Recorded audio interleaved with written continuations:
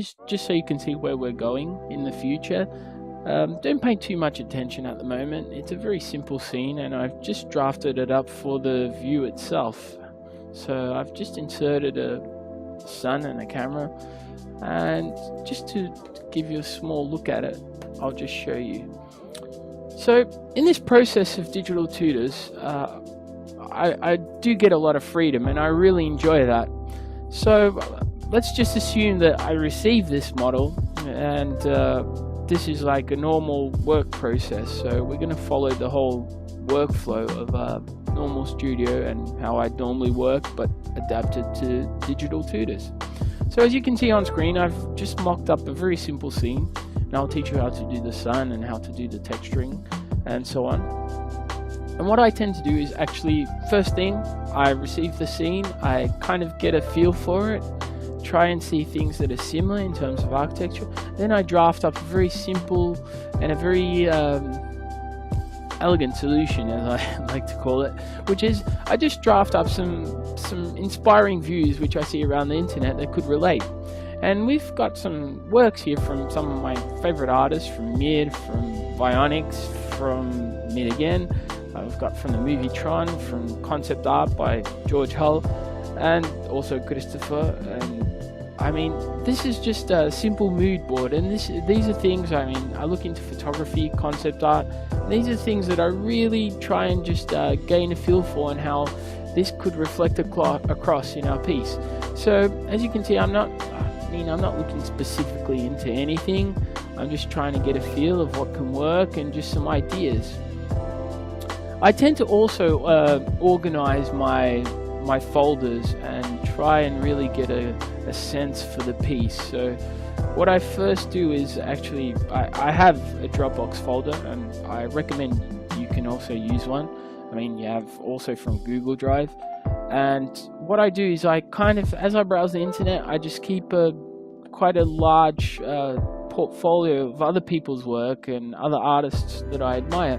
And I tend to just keep everything in there, and just so I always have something that if I need to come across for a piece, I can just quickly browse through it. It's quicker than Pinterest, and I only save what I really like, and I know I always have a record. So anywhere I go to freelance or to work, I can always refer to that.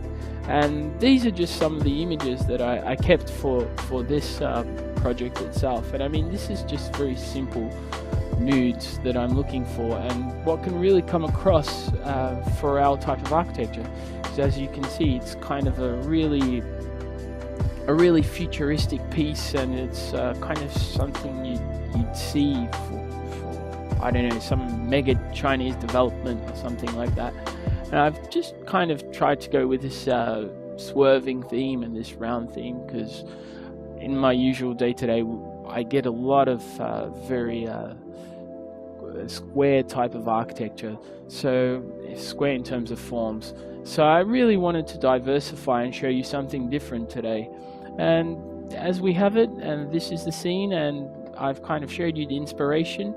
So I just try and look into exactly what works in terms of atmospherics. I mean, we've got some really dusky type of hazy type of day, and here we have a kind of a clean day, but I'm really enjoying these colors, and I'm just really liking this atmosphere and this mood. And this is also a great one that might relate in the future. And I'm not even looking towards, at the moment, to analyzing color theory, because I'm going to analyze that in a specific chapter, which will be the next one, where I'll really get a little more into depth about that.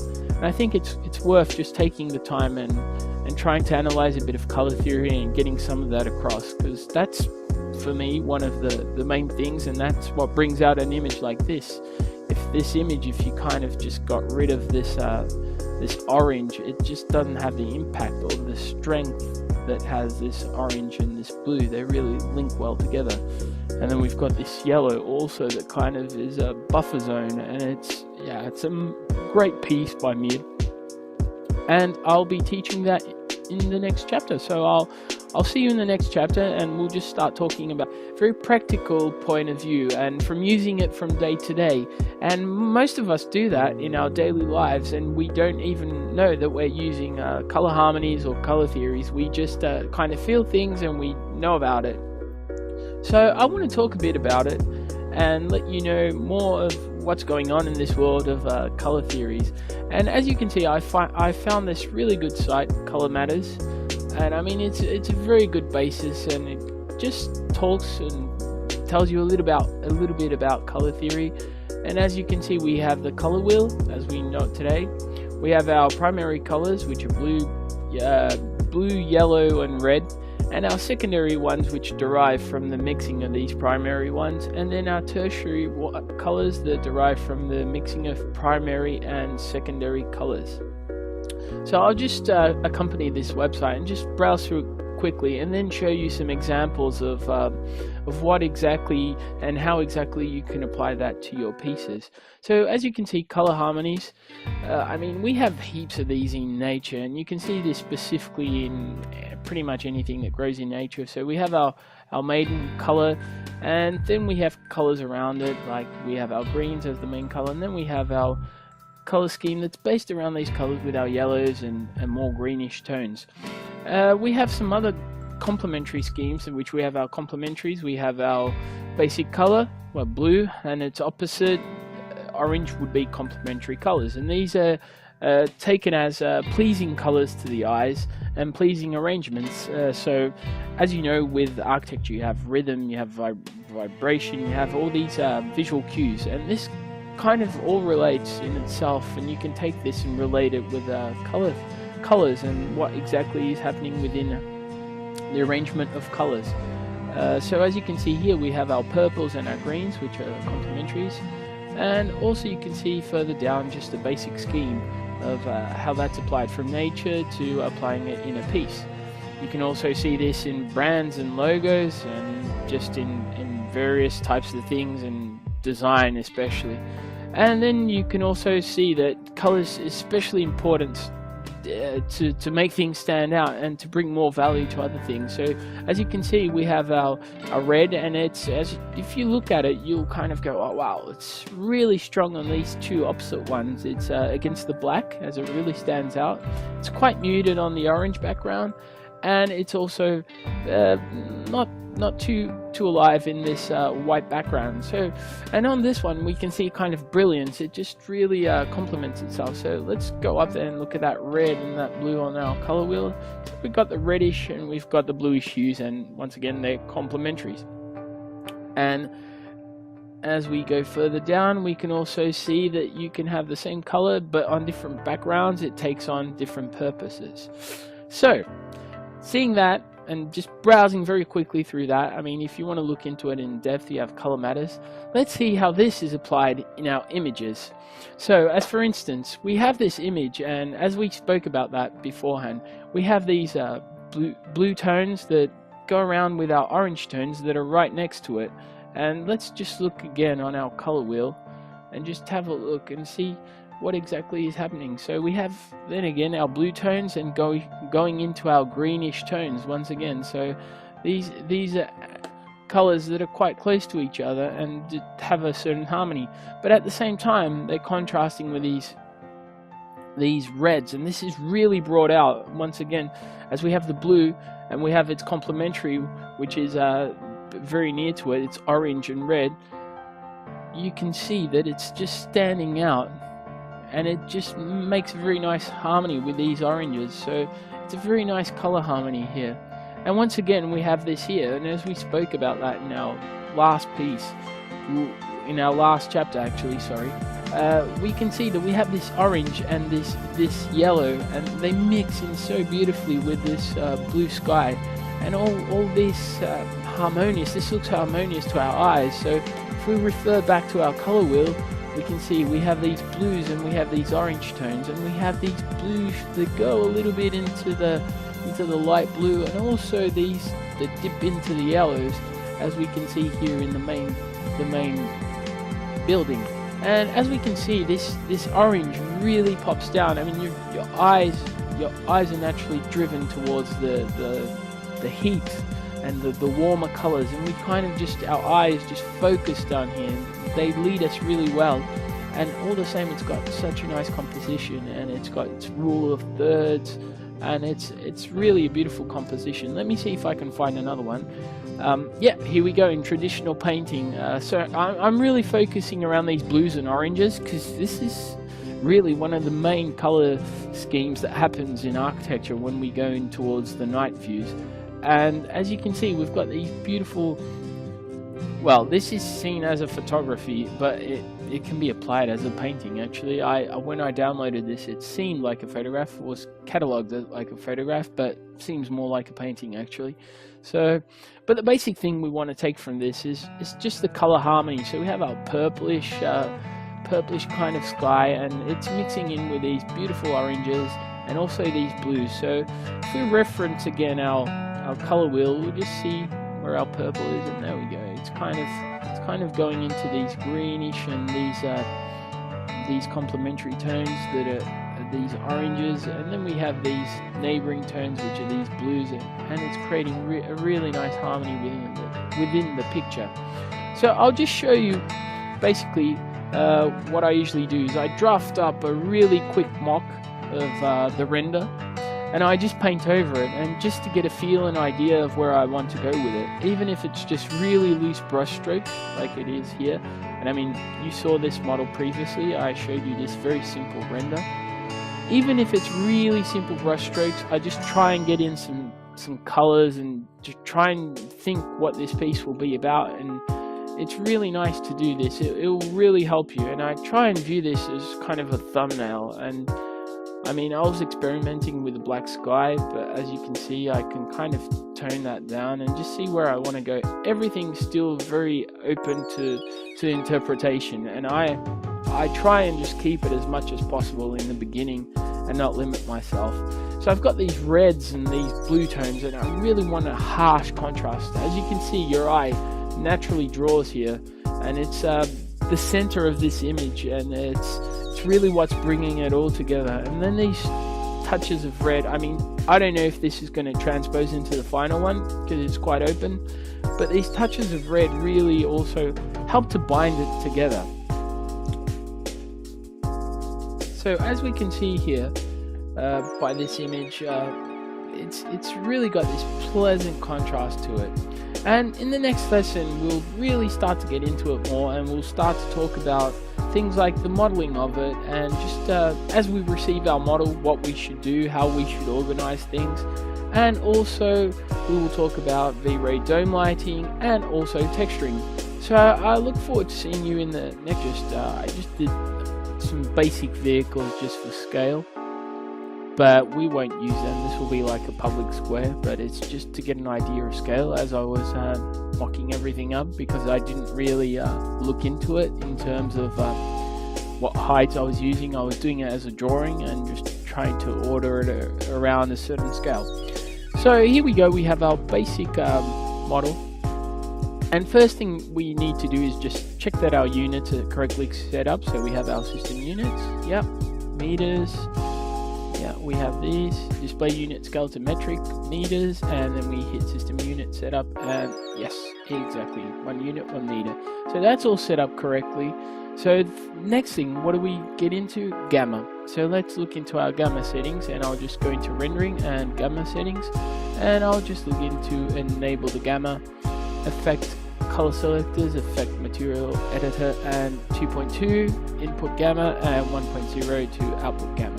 So this just means that in our materials slider, we'll just have our gamma all corrected, and we'll have everything nice and correct. So before we get into anything else, I'll look into actually organizing our layers. So I'll just hit the manage layers button. You can create a shortcut for that, of course. So I've basically just laid everything up, so I can just easily select it, right click, select, and I could just Alt Q and isolate it, and I'll have all the glass isolated, all the glass material. So I'll just exit that, and as you can see, I've just separated everything up. And you may ask, why 0, 0 in front? And 0, 0 in front simply because you can have your own organization. You can do 0, 0 just for flooring elements, so you could put 0, 0 flooring wood, 0, 0 flooring concrete, and 0, 1 could be glass. I've just named everything 0, 0. It's a small scene, I really don't need to be organizing it. But the thing is, I can also kind of select it very quickly, and let's just select the levels. I've called it levels. But let's just select them all, and we can just right click, Control A, select them all, right click, and object properties. And in the future, just for handy reference, we can go into our object ID and we can change this around to our multi-matte element. If we're rendering for the multi-matte, we can call that 1, 2, 3, or whatever number. I'll show you that when we're rendering, so no need to worry too much about that. But that's our basic just setup, and I've showed you the image beforehand of how it was looking, so I kind of just so you can get an idea of what we're doing here. I've slightly changed the camera, as you can see. I've slightly changed these buildings too to add a bit more interest to it. And basically I know already what elements I'll be wanting in 2D and 3D, and from our raw render I'll just pop that up. That's basically what we got when I put a little sun in there. I can see I won't have the sun. I want this to be a kind of a nightish, duskish scene, and I want it to be really lit up on the bottom.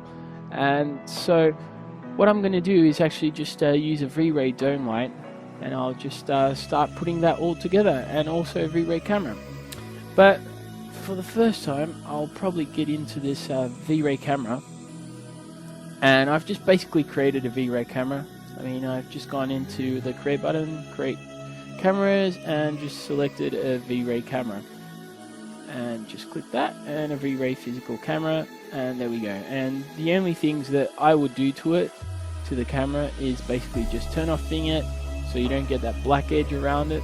As you can see, I'll just show you very quickly. You don't get that black edge. See, we've got a bit of a black gradient there. I mean, we'll do that in post, so we don't need to worry. And I just want to change the balance to neutral.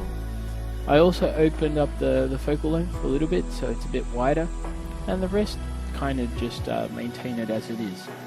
And next thing I want to do is to create a dome light. So I'll just go into the create button again, lights, V-Ray light, and I'll select a dome light. So there are other ways of doing this. I prefer these. I find V-Ray dome lights are quite quick, and they're quite easy also. So I've just clicked in there, and I'll change the multiply to around 20, just so it doesn't over brighten. I can make that invisible if I want. If I want the background to show in the alpha mask, or I can just leave it as is and just see how it comes out. I'll show you that more towards the rendering. So I'm just going to load up a map.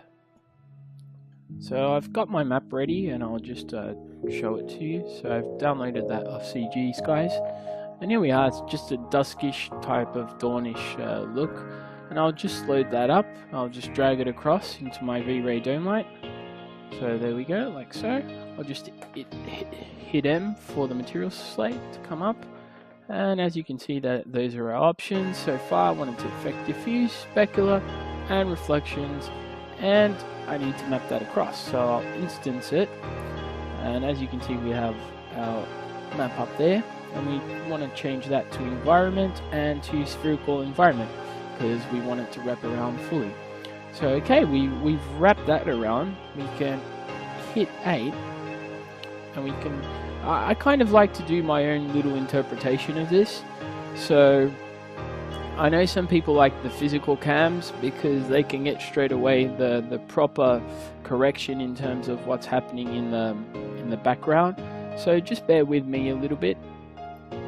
So what I do is I just hit 8.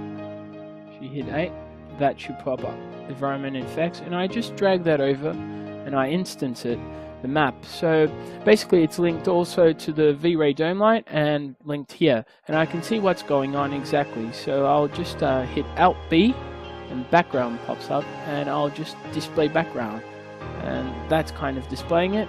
So what happens now is And remember, before rendering, we should kind of turn this off, so we just set it up for render basically, but it gives us an idea where everything is. So if we just rotate that around, sorry, just 1 sec so I can pop that up on screen for you. So if we start just manipulating this value, we can see that it's rotating around, and we can kind of see what suits us best. So I'm just going to try a quick render on this. I mean, I've got everything set to a V-Ray default, and I'll just pop up and actually show you the settings first. So I'll hit F10, and it's not showing up the F10. So give me 1 second, I have to do this manually. Render setup, there we go, finally. So I've kind of chosen my render setup as V-Ray. I've just assigned it as V-Ray. Just quickly go into every option. So I'll enable the frame buffer. I'll generally use Magellan and Trevally because I think it's sharp, but also at the same time it's got the perfect blend between sharpness and also smoothness. I think Catmull is too smooth. I'll just use all the default settings on this. Color mapping is important. I'll set that to 2.2 gamma. Subpixel mapping and clamp output. I won't clamp output for now, but subpixel mapping will help to get rid of those dead pixels that show up or overburnt, and clamp output, if that doesn't work, we'll clamp it. So I'll go into our indirect illumination, I'll turn on GI, and I'll just use the default settings for the file, just like Cache also, and set it to glossy rays. I mean, it's all low settings, and I'll make sure I tick in both the radiance map and light cache show calc phase. So I'll just look at everything, and everything seems so far to be nice. No render elements, so I'll just pause this and I'll do a quick test render, and I will see you in the next chapter so we can speak about our dome lighting and our interior lighting, and also more towards about our camera settings, and see how that all comes together, and start preparing some test renders and just see how that goes. And also you kind of want to have everything in a loop, so you want to be doing your lighting, your texturing, and also you want to be going back into that later on, so you'll be rendering again, and maybe you see that a texture didn't work so well, so you may want to go back and add more elements in 3D, or even add more to this texture. And so as you can see, just be really sure that you're using the map, because before I was not using that map, I was using another one. Just make sure you instance that along, so you know instance, and there you go. So that really helps to get everything underway. As you can see by Alt B, I've also hidden, well, I haven't put it into the background, but if I did, I'd use map and I'd hit camera again, and there it is. But I'll get rid of that, because if I hit 8, I don't want to use it, but it helps to have it linked up and instanced. So once more, just use map, and know that that map, if I hit 8, I've instanced that along too, so it's connecting to the two of them. So that's just to kind of sum it up, what we've been doing so far, and I can even use it for now, just to give a bit of context and a bit of look. So I've popped in some lights, other than the dome light. So I'll just go into F3, the wire mode, and I'll just select here for lights. So I just select the lights. So I've just basically created an Omni light. Just going to here, into the light section, just going to your standard lights, and just create an Omni light. So I've basically created that Omni light, and just to bear in mind, the most important thing with Omnis is if you kind of don't put anything into intensity and color, the attenuation, sorry for that, it really just goes on to infinity. So what I've done is basically just clicked on shadows and put it to V-Ray shadow, and also used the far attenuation, which gets this circle going and shows where light will be hitting until, and the end attenuation, which is just that value. So if I pump that up, you can see it goes further up or further down, and that really just shows to where the light will be hitting. So as you can see, this is the render so far. One other important thing in this render, it's going a bit slow, I'm sorry, one other really important thing in this render is also the interior. As you start to see, there's the interior of these buildings which hold up some lights. So I'll just show you how to create that very easily. So let's just hit the material editor and pop that up. I really like to work with music. I mean, I'm just recording this tutorial and I can't really have music, but I really like to work with music. It just gets me in the groove, and even when I'm at studios, I just like to pop on my headphones and I just like to start just exploring about. So okay, so I've created this, I'll create it again. So I'll just hit standard and I'll create a light material, and there you go. And the map I've chosen is this high-rise map, so I'll just go into it so you can view image. And I've just grabbed that off CG Textures. I mean, I haven't even gone into it, I've just done it really simply.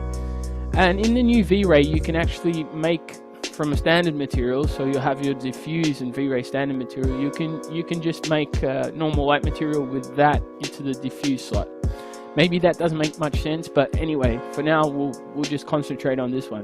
So these are basically the properties, and if you hit, if you load up that image and you hit here to display shaded in viewport, you don't get anything just because it's overburning with the gamma, and yeah, it's just really difficult to view. So what I do is I just load it up into a standard material, and I'll just hit it over and put show, and there we go. And so what I've done is I've twisted this, I've grouped it and twisted, and I just popped in a UVW map and set it to box, and also just played around with it till I got it to where I wanted. So I mean, this is the basic settings, and I can see more or less within the viewport that it matches each floor. So yeah, I'm pretty happy with that, and I'll just set that over again, and there we go.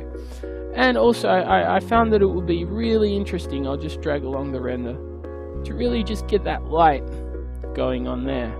So let's just take care of that. So what I did is I basically came over, I added poly. Before I added poly, I just shelled it, and with shell you get this option which is really great.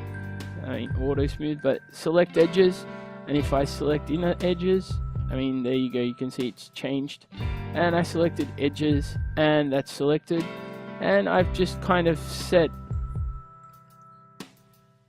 my IDs on it. So there you go, you have 1, and these edges which come selected when you put an edit poly, set to 2. So that gives you basically 2 IDs. So you can use a multi-sub object, which I'll just show you. You can use a multi-sub object material, which I'll just load up.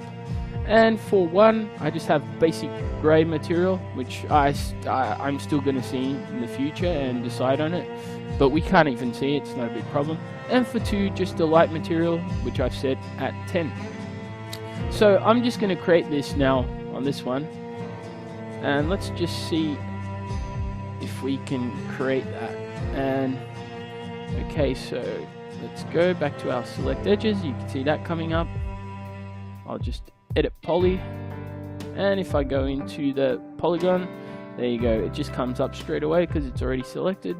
I'll set the ID because as you can see we have ID 2, and I'll set the ID, and also I'll just select Control E, Control I, and that just inverses it, and I'll put that to 1. So now if I just deselect it and I just load it up, there we go, it just shows up. So that's great, that's going. So I'll just hide that. So oops, sorry, oops, what's happening here? There we go.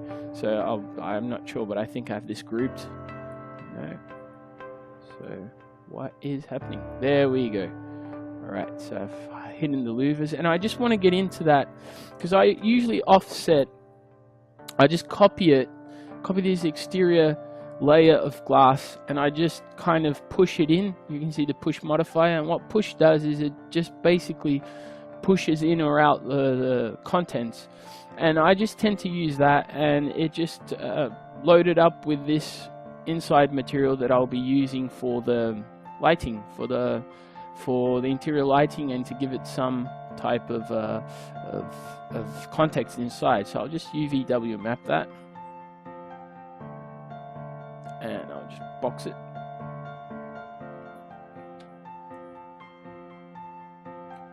And that's really high, so I just want to wait. So let me just pause this, and I'll work this out, and I'll get back to you in a little bit. So basically what was happening is it just wasn't updating for some reason. So if I stretch it up, they should be simultaneously, but I'm not sure if something's going up with Cam Studio. But anyway, it looks pretty much spot on. I'll just go into the gizmo, put it up a bit. Notice how I put it under the twist.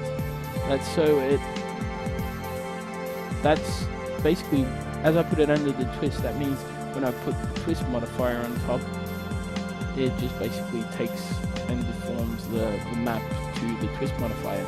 So okay, that's all done. I'm pretty happy with that, and I'm going to work on these buildings as you see around, and start to work those up and start to give a bit of context to those. But as for materials, I'll probably talk about for now just your basic glass material that I've created.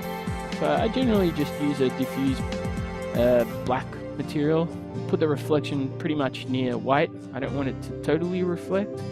Fresnel reflections, I could use a fall off map, but it's just very simple, and we're going to do a lot in post anyway, so it doesn't really bother me.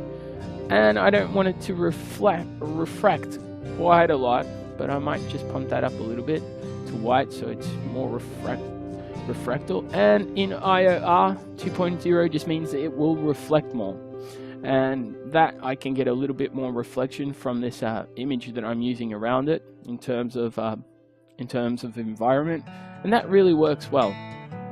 And it's a very simple material. Also, I'm kind of thinking of making this steel paneling for this exterior. So what I've done is basically just create a diffuse material, just a black material in the diffuse, sorry, and I'll just reflect it up, and then I'll set the reflection glossiness just until I find, I'll just open this up really big, just until I find something that kind of matches steel and is quite reflective, because I want to get all that beautiful sky reflection, and that will really add a lot of interest to it. And also I could pump up the index of refraction, and I could pump that up and make it just more reflective, but for the time being I'll just keep it as is. And I will go also into anisotropy, and I'll just set that to 0.5. So attention to the people as of now, as I'll get onto that later. But as you can see, I've just been building it up and just kind of giving it some more extra info, and it just kind of feels better now. It's got more of a flow to it. So we've got this kind of, if you check that out, the thumbnail is the important part to have a look. And if you see it, it's quite nice. We've got this yellow streak, this orange yellow, mixes up against this blue background, and it's really coming together now. So let's just have a quick look at what I've done. So I've basically just created some simple planes, just to give a bit of direction and feel for it. And you can also see that I've put in some people. As for the people, these are really quite simple, these people. And I'll just show you very quickly. I'll hit M, and that should come up. And what I've done is I just create one single plane, as you can see here, and I'll just extend that plane just so you can see. I'll just put that to local. There we go. And if I extend that, oh, sorry, it shouldn't affect at all the mapping of it. So give me 1 second. So I've had to just bring that in, and I'll just put preserve UVWs. So there we go. As you can see now, it's just showing the plane that I've put in with people, and I've just inserted some free people that Vionics had on the website quite a while ago. And I mean, there's quite a lot of places that I've seen these people, but this is just for show at the moment. So I'll just pick up that material. I'll hit my pickup, and there we go. As you can see, there it is. And I'll just view the image, and there it is. And I've also made a black and white one just for the opacity. So this is a quick way of doing people, and I'm pretty sure Luxigan does this from what I've seen of their raw renders. everyone has their style. I mean, sometimes I might just put them in, and sometimes I might just do it like this. Lately I've been pretty lazy with people, and I just prefer to do like this, because people, if you have a lot of them, it can be quite a lot of work. So there you go, I've put that into the opacity map, and I've just brought those people in, and you'll get these people with this file too. So okay, so another thing I do is use scripts, and scripts are really handy. I mean, if you use scripts, they can really speed up the process. I didn't really want to use any scripts that were paid for, so what I've done is just installed Soulburn scripts, and this is just a great pack of scripts that you can get free, and you should be able to get it within this file and tutorial itself. So I just basically install that. And I mean, there are plenty of tutorials on the internet showing you how to install these scripts, especially the Soulburn ones. And I just place everything, and I bring up this Object Painter one. I've just created a toolbar here, and for those of you who don't know, I'll just quickly run through that. So you basically customize user interface, toolbars, and I'll just create a new one, and I just name it whatever, and there we go. There's your new toolbar, and all you do is drag and drop, and it will create what I've got here. So I do this for Soulburn, and I drop in the Object Painter, which is a really nice script that just helps me paint on these people. So what I can do is just select all these people, add selection to paint with, and I'll just quickly select all these one by one, and I'll just isolate that to make sure that I've got that selected and not got anything else. And there we go, I do have something else. So Alt Q to hit out to isolate, and there we go, Alt Q. So I know I've just got that, and I don't need to worry. And yeah, there we go, I do have that just. So I'll select that to paint with. And then what I have to do is I want to paint on this surface. I won't be painting on this one because I just want the water. And align to Z-axis, yep, prefix, we can call it people, and whatever comes next after the instances. We want random variation, rotation, we don't really want to rotate or scale them randomly, we want them to just be painted as they are. Another really important thing that I would mention is just to also have this loaded up into its own individual layer, so I can just then select all of it, and it's just quicker and easier really to get it done. So I just select there, sorry, and there we go, and I have that, and I'll just hit my layer buttons, and I'll create my layer called 00 people. Okay, so I'm pretty much ready to start to paint with, and now I want to paint on that. So that selection, I've done everything else, random variation, and I'm not sure if you can see it, but I'll just hit the paint button. We should be painting. There we go. So it's rotating them around. So I'll just have to look into that, bear with me. So basically you just have to untick align Y to axis direction, so that way you can just paint and it's not aligning to the direction that you're painting on. So I'll just scatter these on, and I'll just continue scattering them, and I'll just continue to scatter them when we break for the next lecture. But one thing did come up which I find quite important is don't forget to shell your glass.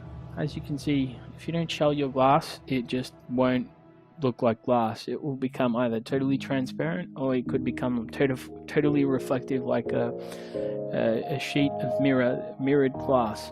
So just be careful with that, and that's just a little reminder.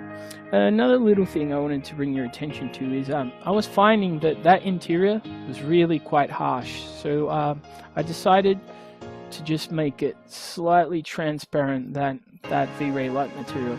And for that I basically just popped in an image that I made black and white and just nearly close to white, so it's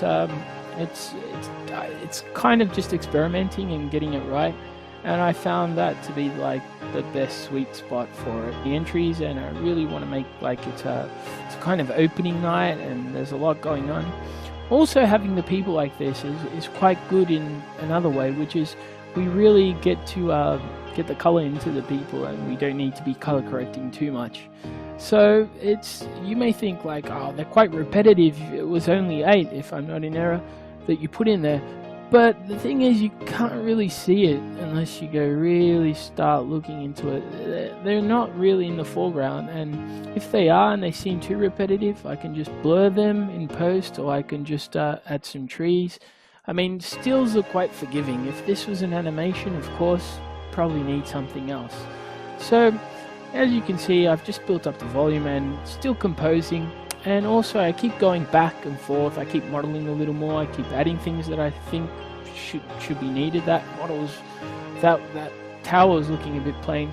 I guess a lot of architects, they contact me and they just show up this really simple volumetric shapes, and we work together and we really try and get it to its best. And it's fascinating for me because I'm an architect too, and I still get to work in architecture, but as I consider it, I think I have the most fun with it.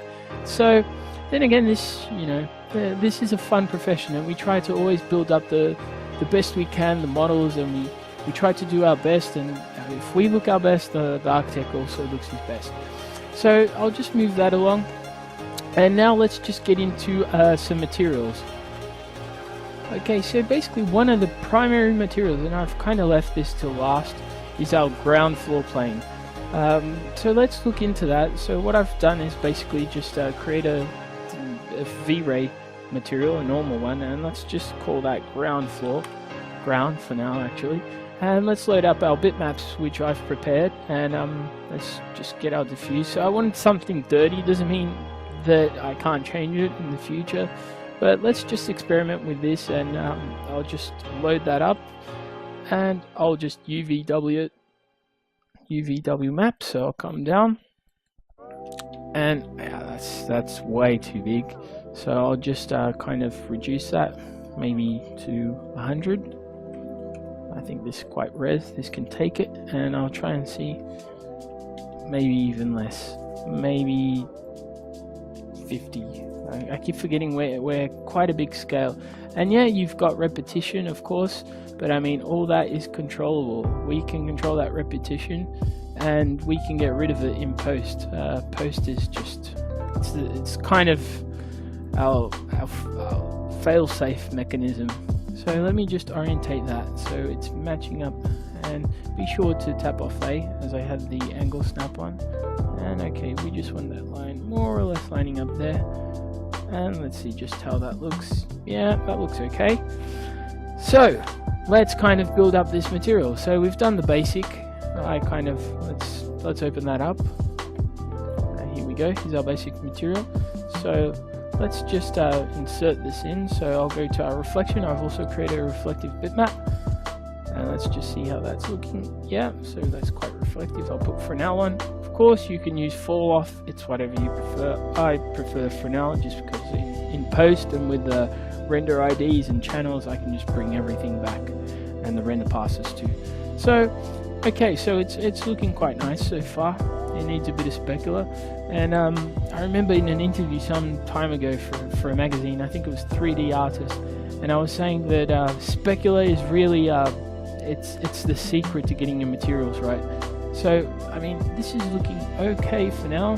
I can pump up and make it a little more reflective just by pouncing the index of refraction, but that's probably a bit too much, so let's put that down to 2.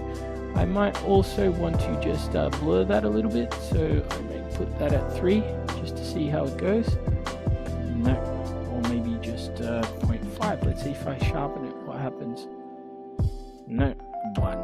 Okay, but you can also tighten up. I mean, a lot of times you'll see that you'll think, oh, that's not really sharp, the image. So you go into blur and you just sharpen that down a little, and there we go. So I mean, I'm still not that happy with it. might need a bit of tweaking, but let's see when we put in our bump map what happens. So let's put in our bump map, and I've created just this specular map. I'll use the same. Okay, so there we go. It's bumping it up quite a bit. So we'll put 10, and let's see. I'll pause that and I'll render it out and I'll see what it needs. So as you can see, I've done just a test render, but I really wasn't liking the way it was coming out, and I think that's a bit due to the skewed perspective being so skewed. So what I'm going to do is actually just go in there again and create something else and try a different map. So I'll just go into tiles, and I want to probably create a tile. I'll just map that out, and as we can see, here we go, and I'll just put on okay, so I'll just get into that, and I'm trying to speak as I'm doing this. Of course, it's I have to concentrate and do it at the same time, but I'll try, just bear with me while I try and do it. So as you can see, I've just loaded that up, and I'll start to mess around with the material and try and get it right. So use real world scale and just see how that comes out. Maybe I might just easily put a UVW map on, because this has suffered. The thing is, if you start to mess around with your scalings and then you fix and you add some other mesh to the mesh you have, if you attach it, you're going to have problems. So basically what you want to do is just keep with what you have, and don't mess around. When you mess around and you start getting all these weird scalings and you don't reset your X forms, then I just try and add a like I'm doing now, a UVW modifier, and that probably works best. So basically, let's see what may work best. So okay, so that's pretty nice and standard. Probably good. Yeah, horizontal count, let's put in 10. Color variance, so that will change the color. So as you can see, 10, just 10, so it's not too repetitive. Let's see how that looks. Yeah, that's great. So I'm going to pause this, and I'll just start to detail this material. I'll render it out so you can have a look and we can see what looks best. So here we are. I'm kind of happy with this mixed solution, and I'll just show you how I've created that. I mean, it's just one of those things. Sometimes you just have to try and get around it. So I've just created these tiles, and as you can see, I've just mapped that out with a UVW map, and let me just, it's a bit slow, sorry about that. Okay, it's not responding to it. There we go. So basically, as you can see, I've got that on the ground, and it just kind of directions the perspective into this major building that's opening up tonight. So I've just created that, and I've just inserted the texture we had, and it's kind of just left as is, and you can see that it's mapped out, and it just works much better. As I saw it, it works really simple. I've just added some simple reflection to it, just reflection glossiness and the color and Fresnel reflections, and just copied that into the bump and left it at 10% bump, and it works out really well. I'm quite happy with it. I may increase a little bit of the reflection, maybe a bit further down, but for me that's looking really nice, and I think that's going to come out really nice. So okay, for this chapter we're done. In the next chapter we'll be starting to prepare our render and just looking, and sometimes you just pick up things and you go, oh, I still need to do that. And one of those things I got was actually this specular highlight that I was getting from the lights, and that's quite easy to get rid of. To get rid of that, I just need to go into the light, just select it, and just I had specular on, so I'll just turn that off, and that just gets rid of the specular highlight. I'll hit F3 to just bring up that shaded mode, and I'll hit Shift L to get rid of the lights. So as you can see there, we've got our setup, and I'll just one of the most important things that you can get in a render, and one of the most important elements, is actually your multi-matte materials, your multi-mattes. And what these let you do, they're really sharp selections that you can make within Photoshop or whatever compositing software. And as you can see, it's really nice and soft around the selection edges, and you can see even this little tiny spline that I must have had in there showing up. This image is just from our previous render, our previous work on Digital Tutors, so you can have a look at that too. And that's basically what a multi-matte is. It just lets you select and control those elements as you want. That's why I also like to work in layers and a structured form, because it's very simple to then select everything. I'll just let you see what I basically do. So I just create a list, and I'll just 01 glass, 02 steel, and so on. And I'll just put that over for the time being.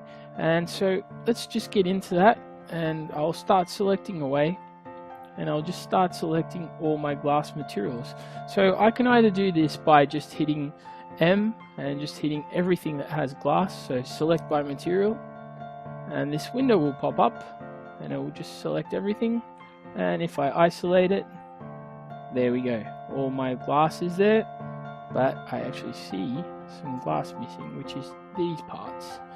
So let me just have a look and check out manage layers. See, this might happen. The thing is, sometimes you repeat a material and you kind of repeat it and then use it and then you use a variation on it, and if I go into my layers, it's all correct. So I'm going to hit my right button, object properties, and call that 01.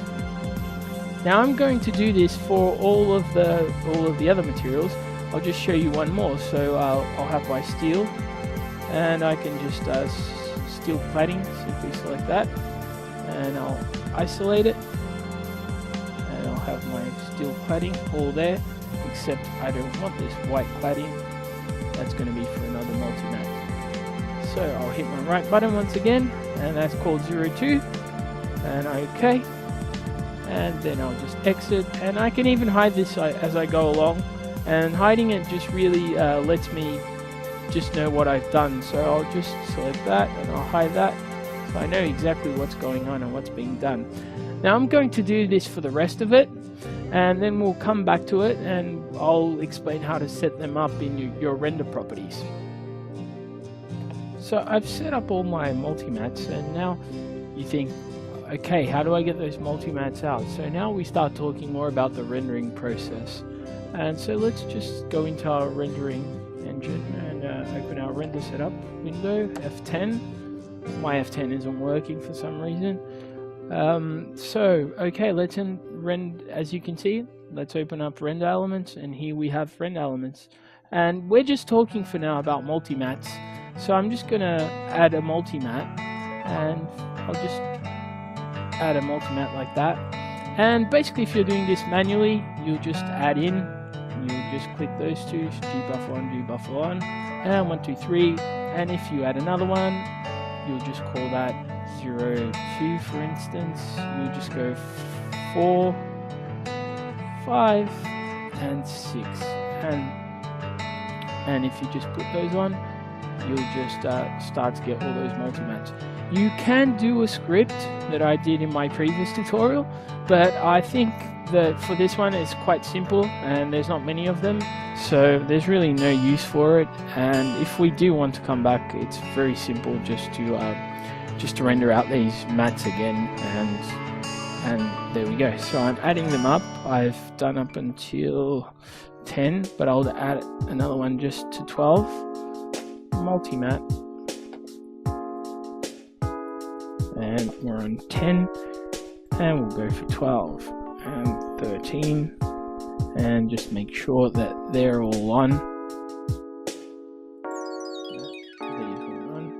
Okay, so we have our next multi-matte. So our multi-mattes are done, and for now those are fine. So another render element we do need is actually V-Ray Dirt.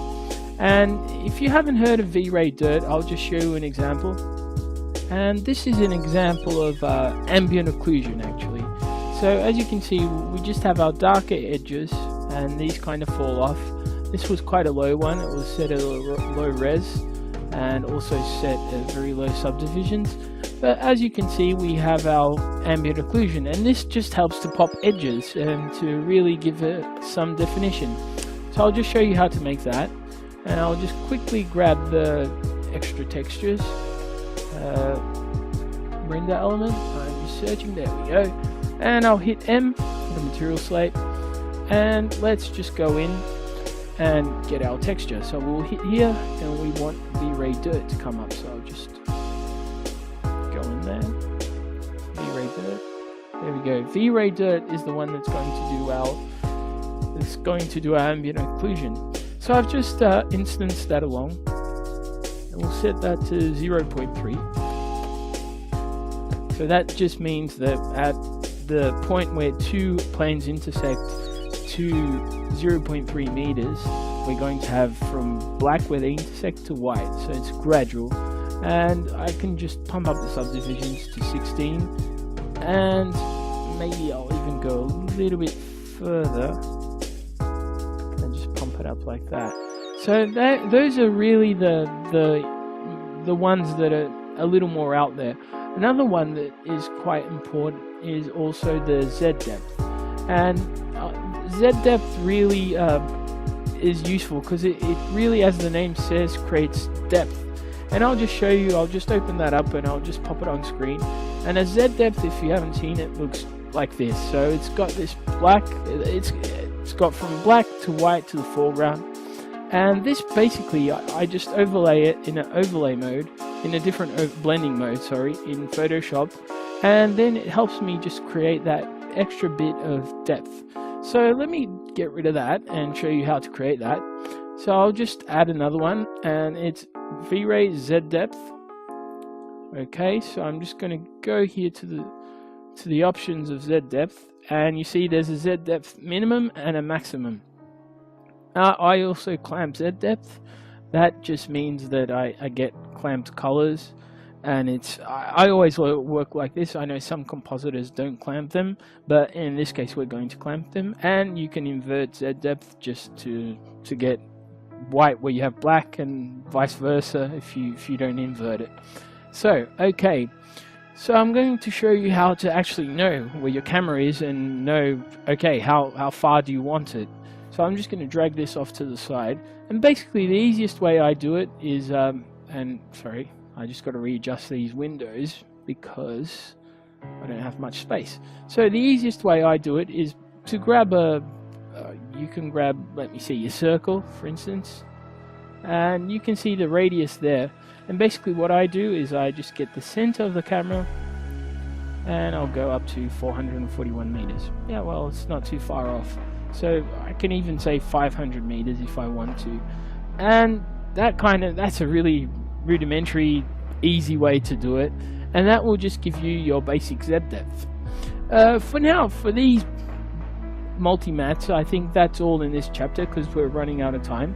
So what I'll do is I'll talk a little more about this and also continue with the render process in the next chapter right here, and I'll just select them up. Our extra texture for our ambient occlusion, and also our V-Ray Z depth. As we've spoken about the importance of these render elements, there are quite a few other ones that are quite important to this, and I've just added them and I'll just list them for you. We have our V-Ray alpha. This kind of gives us the background. It's very important though to note that if you're using a V-Ray dome light, if it's not set to invisible, you won't be able to get the alpha out of it. So that's probably something that I'm going to do right now, although I can actually extract this after. So I might actually extract that after, because that way I can kind of get that sky, and I'm actually looking forward to getting that blue sky in the background. So for now I'll probably just leave it there. It's going to show up white, but I'll leave it there and I can extract the pass if I need in the future. We have our V-Ray diffuse filter, and this basically is just the diffuse of any texture. And what happens is if we render this out, we just get the diffuse, and if we have overburnt pixels that we can't bring back and it's completely gone, I can always bring that back with a diffuse filter, where I just select it and overlay it into a special blending mode. Normals is a selection one a selection render element that just lets us select our normals. Once again, these will become much more apparent once we start to get into post-production and just getting into it and noticing how to work with each filter and each render element. We also have V-Ray Shadow and V-Ray Light, Raw Shadow and V-Ray Raw Lighting, sorry. And what happens is these really help to bring out if, for instance, if we have a really weak sun and don't feel like amping it up and burning it, because some texture is burning, I can always do this and overlay it or blend it in or color dodge it on top of the render in post-production. This really keeps all the lighting and at the same time just helps me give a really bright spot to the lighting and intensity where it's coming in, and I can always mask that to really bring into where I want it to. We also have V-Ray Refraction and V-Ray Reflection.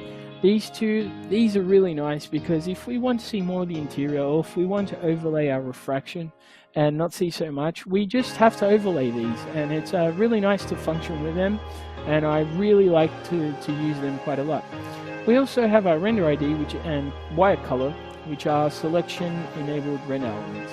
These are also really nice to let us select whatever we need in our render, and they're just quick ways instead of lasso tooling or just picking a certain color in Photoshop. These are super nice because they're just easy to work with.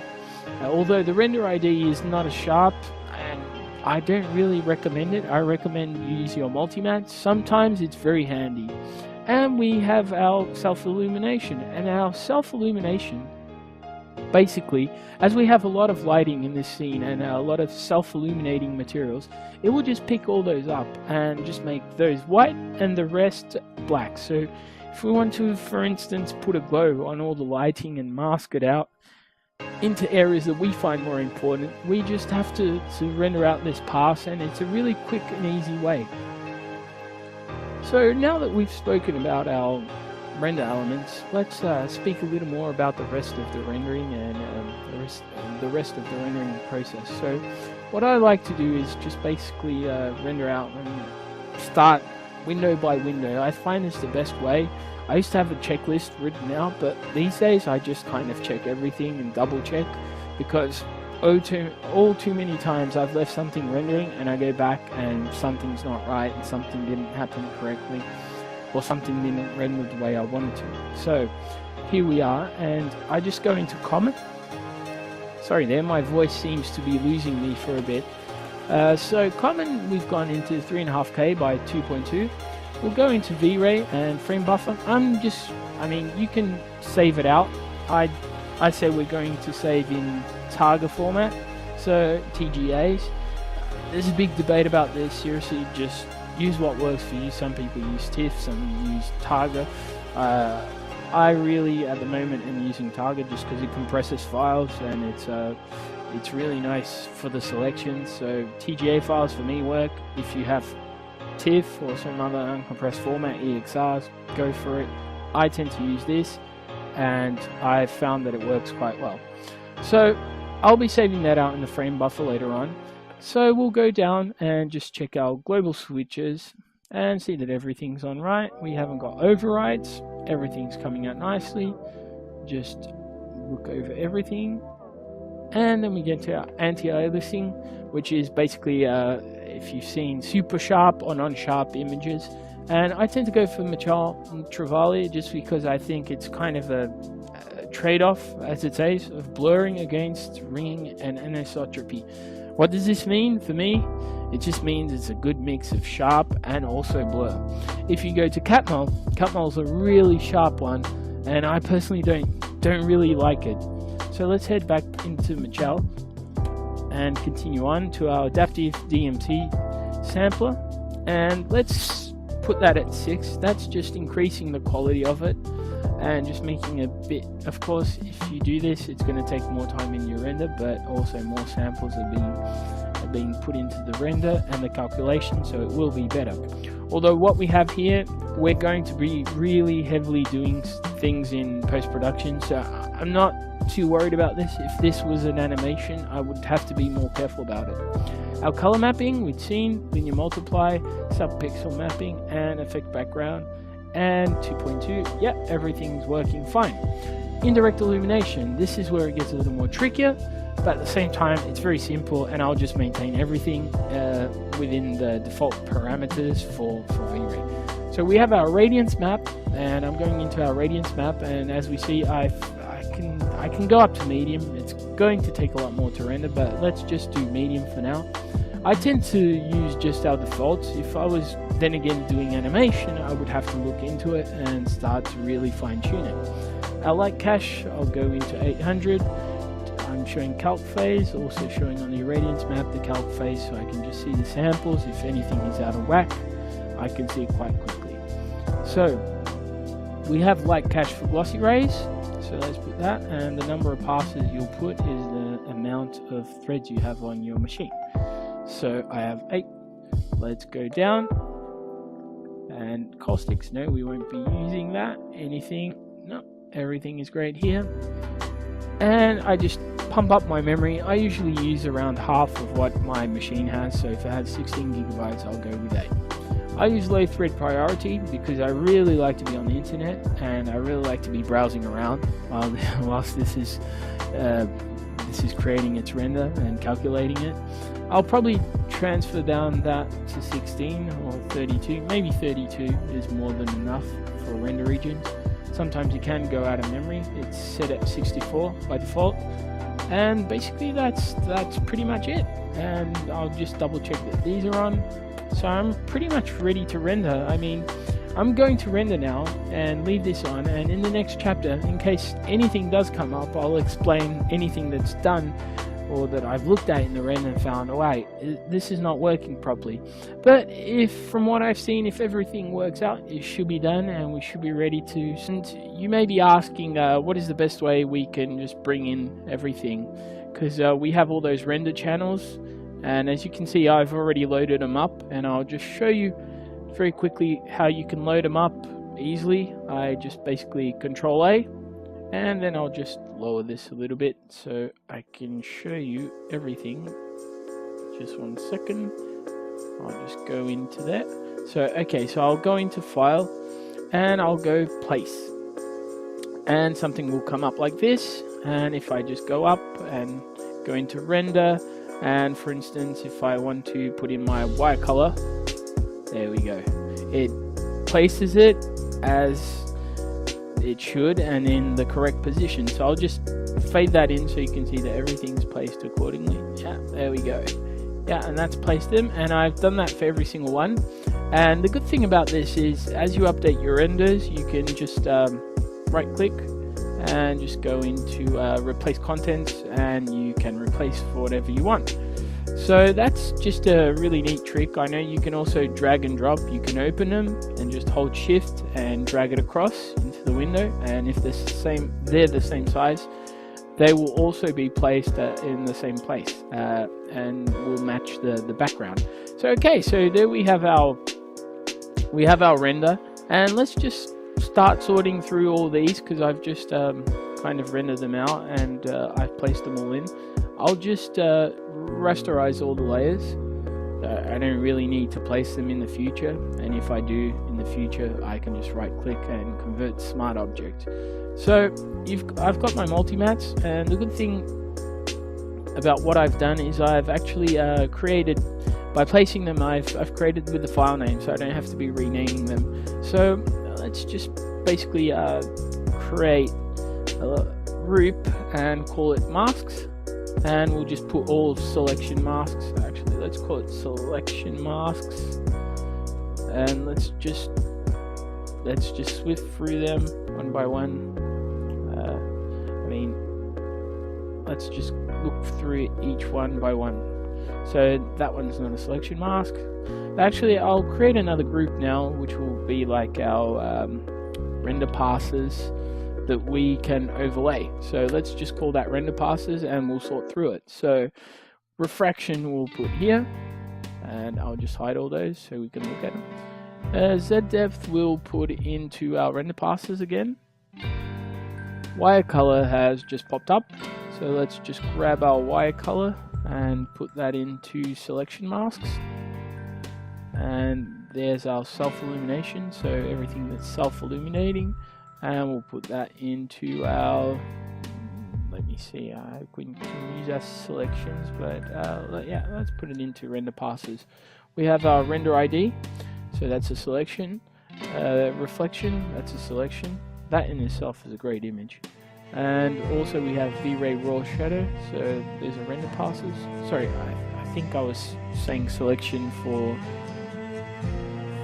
where is it? For this one, for the reflection, but it's actually render pass. So V-Ray raw lighting, and let's continue putting that into passes.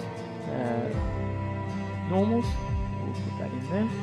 Then we have our extra textures, which will be our ambient occlusion, and then we have our diffuse, so render pass, and our multi-mats, which I'll just grab the 3 of them, and selections.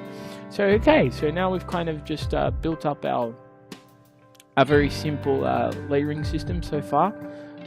Before we get into that and more, I think we'll just progress through it as we start to do the render, and I'll show you how we can lay things up very easily. But one of the first things that I do, and this is I think this is quite funny for me, because I've known quite a lot of people who work differently, but I sketch really quickly. And as you can remember, we'd spoken about this mock-up, and I'll just invert that so you can get a feel for it. So this was my first mock-up, and this was a very quick thing, and I just wanted to explore what we could do. I mean, the buildings are different. I mean, the camera angle is lower down now. A lot of things were quite different. And then we have our reference images. It's always important to have these floating around and very near to you. You can even put this in your file and just put it in there if you need, and you can just drag it across, or you can just have it in your opposite window. For now, I'm just going to take it out and just have it across. So it's very important that you relate back to these, and you kind of see where you want to go with it. And one of the first things I do is just quickly sketch around, and I'll just show you a very simple sketch that I did. And I mean, I'm just experimenting with colors and tones and feeling, and it's something so simple. And as you can see, I haven't really put in much thought to it, and I don't really go about just thinking about it. It's really a quick process, and that's basically what gets me going and gets me thinking. Now this is really important, because this kind of gives me a basis to start, and I start just going around and looking for files and for images that kind of relate to this, and I kind of build up a library of things, and I can see exactly what's missing. I'll just show you some of the images I found. So as you can see on screen, I've just brought that up, and I've created a folder, and it's post-production, and I'll just show you here with icons so we can have a look. And as you can see, I've kind of just brought in some night images, Photoshop brushes that I'll be using that we used also in the last tutorial, so I've kind of tried to maintain all that, and just some pictures that I could see of importance for overlaying. And that's really just how I start things off, and I guess everyone has their own way of doing it. This is my way, and it kind of works for me, and I really enjoy it. I mean, it really gets things going for me. So in the next lesson, we'll start. So I'll just put my RGB render in there, and I'll just also put on top of that my render pass. So I'll actually drag this down and put that into there. So now I'll hide all those, and there we go. It's more organized. That looks better. So yeah, so render passes I'll set to multiply. That just brings out all the black. I just like to have a little look at this, see how it's looking. It's probably coming out a little too strong, so I'll just lower that. I mean, already in itself, I've used quite a lot of squaring off in the file, as you can see. So we've got squares, so really everything's pretty defined. Maybe we might also use our Z depth, and our Z depth, let's just switch that on. We'll just switch to lighten mode, so as you can see, and I'll hit Control I, which just inverts it, and I'll just try get that to about where I think it could be right. Something like that. Yeah, that seems good. Now, for the sky, and the sky is basically one of these very important elements.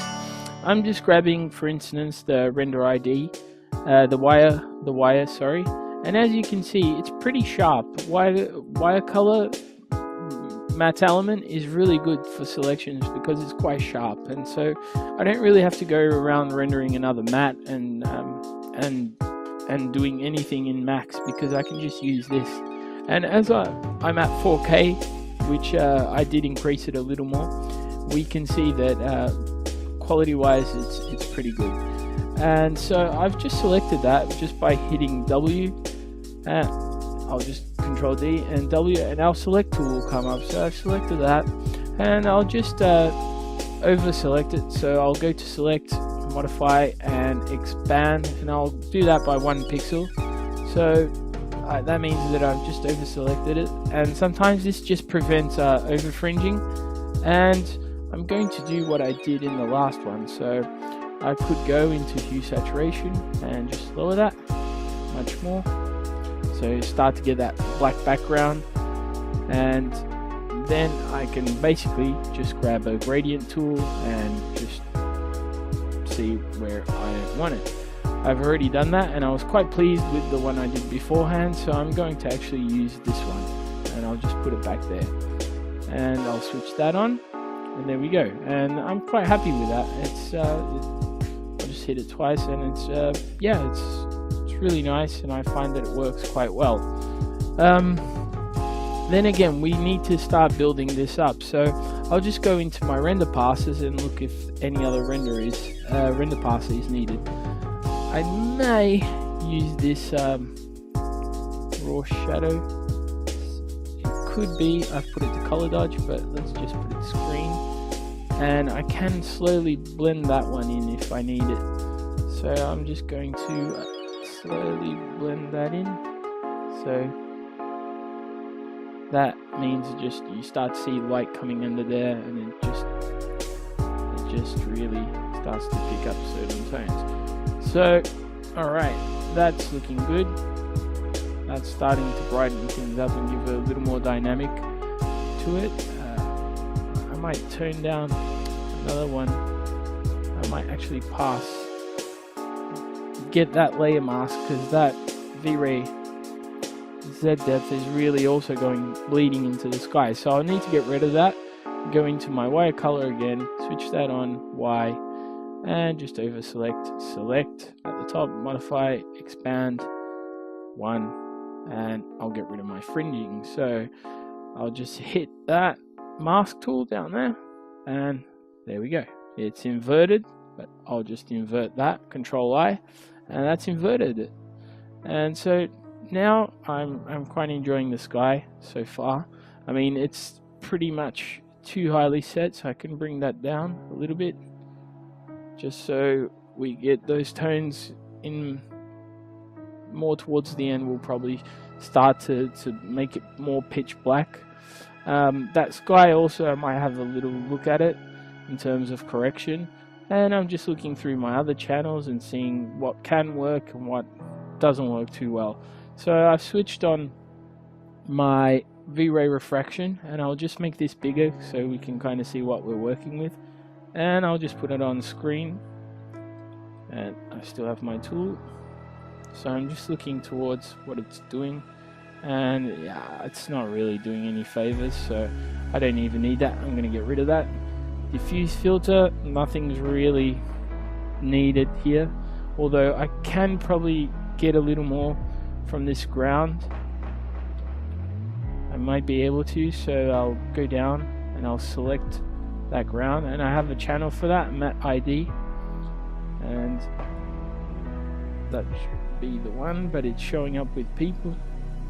Also, another thing, it's really good to select Control D to get rid of the selection, but it's good to select also through channels. That means you'll get the exact selection. None of these are really the ones I'm after. So let's turn that off, and yeah, there we go. So if I switch that to, and I hit W, and I set it to continuous, it's going to select everything that's continuous throughout the layer. But if I take off continuous and I select, it will just select everything that's red. And there we go. There we have our selection. So, okay, we've got our selection, and I've just gotten rid of that. And I can just set it to soft light.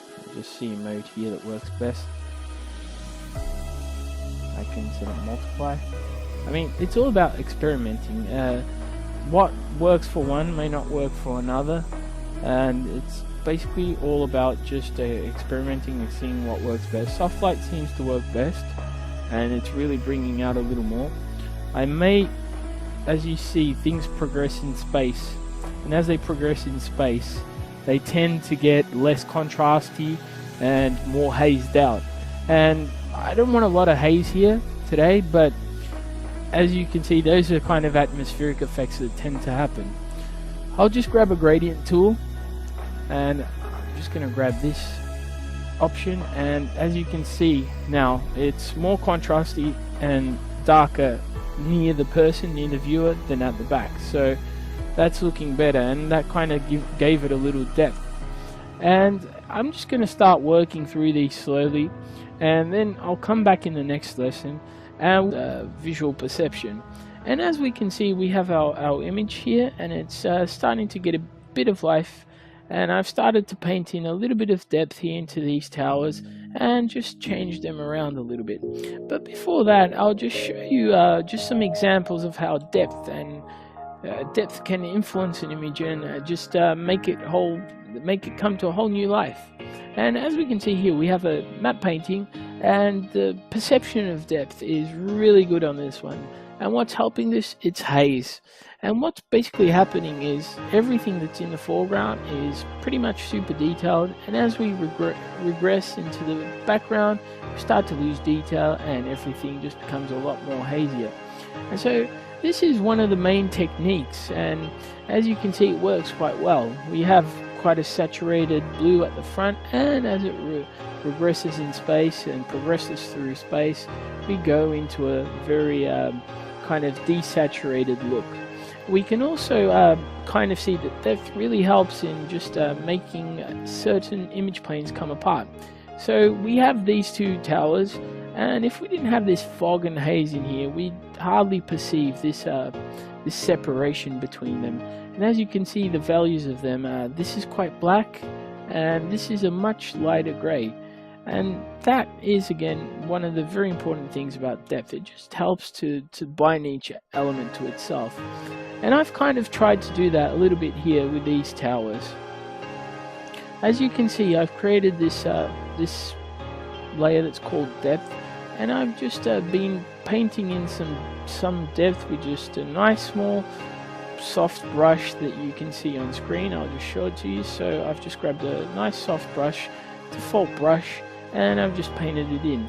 But I did paint quite a lot, and I'm trying to paint out a little now. So I try and view my images also just from a thumbnail point of view, so I can understand exactly what's going on. And I may have painted it a little too much there, so I just softly rub that out just with the eraser, and you can press E for that, and there we go. And I might even just paint a little more into that, because I find that that one just needs to be painted a little more into the depth. So I made that a little too big, and I'll just, so there we go. I've also kind of just made these towers a little more, just one of the faces of the towers gain a little more life and just have its own kind of feeling to it, and separate also the values in terms of faces. So then again, I want to kind of give it a bit of a gradient, so I can just softly rub the white into that, so it's kind of seeing like it's curved and it's not fully just glazed out to be the same color. So, and again, that's looking good so far. I'm pretty happy with that. So let's progress in the image. One of the other things that I've also seen is, and then again, I'm just starting by the base of this image and just really trying to correct everything before I start to get into those 2D elements. And one of those things is actually inside of these towers, and I'm not really too happy with that. So I'm going to load up that refraction, sorry. So I'll Control A and File and Place, and I'll just sort this by details so I can have a look and see what's what. And I will just look into refraction. So there we go, there we have our refraction. I can set that to screen, and there we go, that's popping out a lot more info, but so is everything else. So what I can do is just mask it, and I can just create a mask there. I can just invert that mask so it hides everything, so nothing's showing. And I can Control it again, just by hitting Control I, it's inverted. And I can just gently rub into the mask again. Just gently bringing out exactly the light where I think it's heavier and where it needs more detail. So yeah, there we go. I'm so far pretty happy with that. And I'm going to start getting into my 2D elements. So in the next lesson, we'll speak about our 2D elements and overlaying, and really starting to get into the really tiny detail of this image. For now, I think it's basically corrected in terms of what we have in our render. We may actually need to, before I finish the render, and this is just again one of those things that I like to go back and forth, and I'll just create a vignette, and what I'll do is just put that under render, and I will set that to soft light. And I'm just seeing, I mean, you can do this in the end, but then again, I always try and kind of just try and get things to work visually, and as you can see, that's already working. That's working much better. I mean,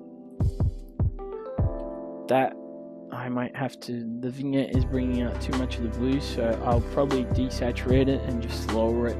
But okay, let's start.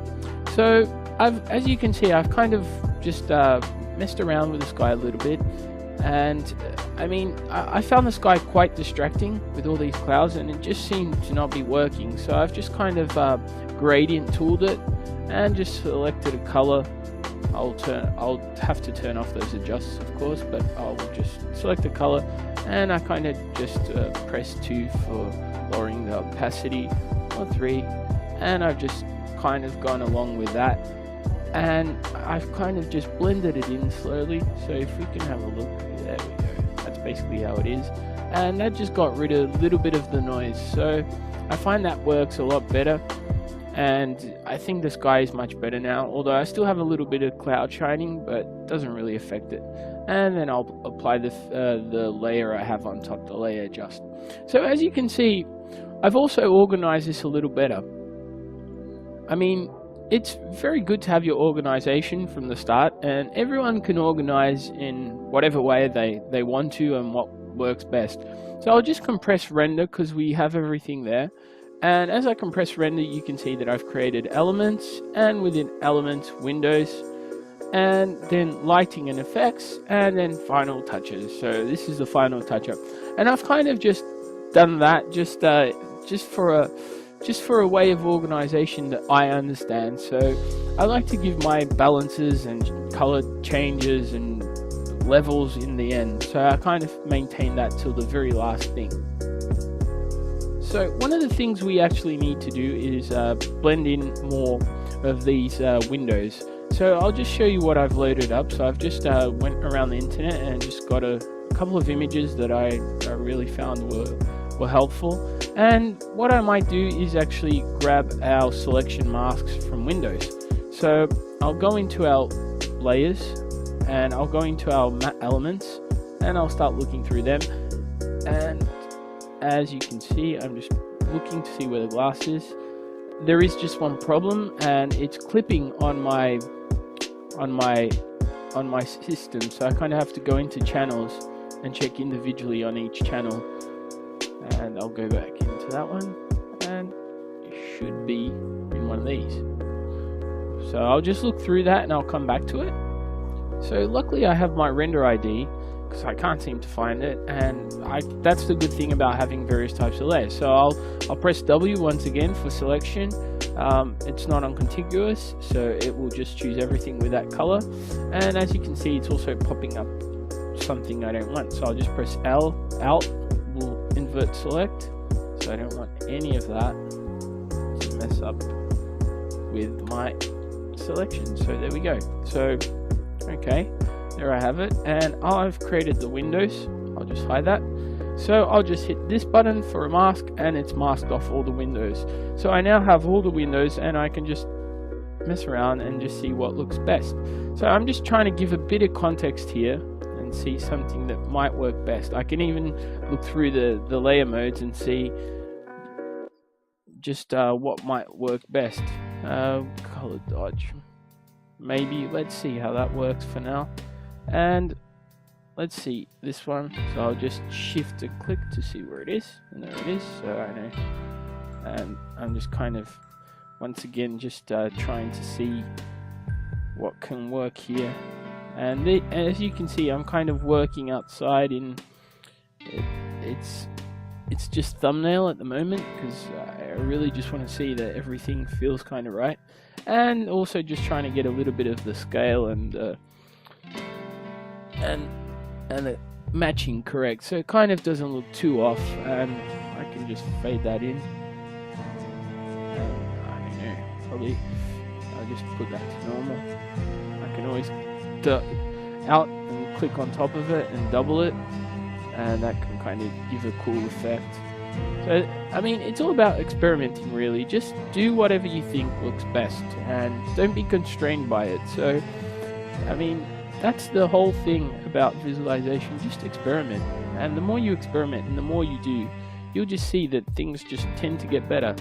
So I'll rasterize that layer, so I'll right click and I'll press S, because I think S will give me clone. So I think this also needs a bit of color, so I'm just cloning it in and just seeing, just to give it a bit of life up there. And also I might actually clone around just in the background, so that's got a bit of activity there. And I might go into, because I think there's some things missing in this building, so let me see if I can get back into my selection masks, and see, there we go, that might work. So I'll just put that to contiguous, and as you can see, these people are not exactly as they should be. Okay, but that might just work. I mean, I would have to go in there a little more and just try. There we go.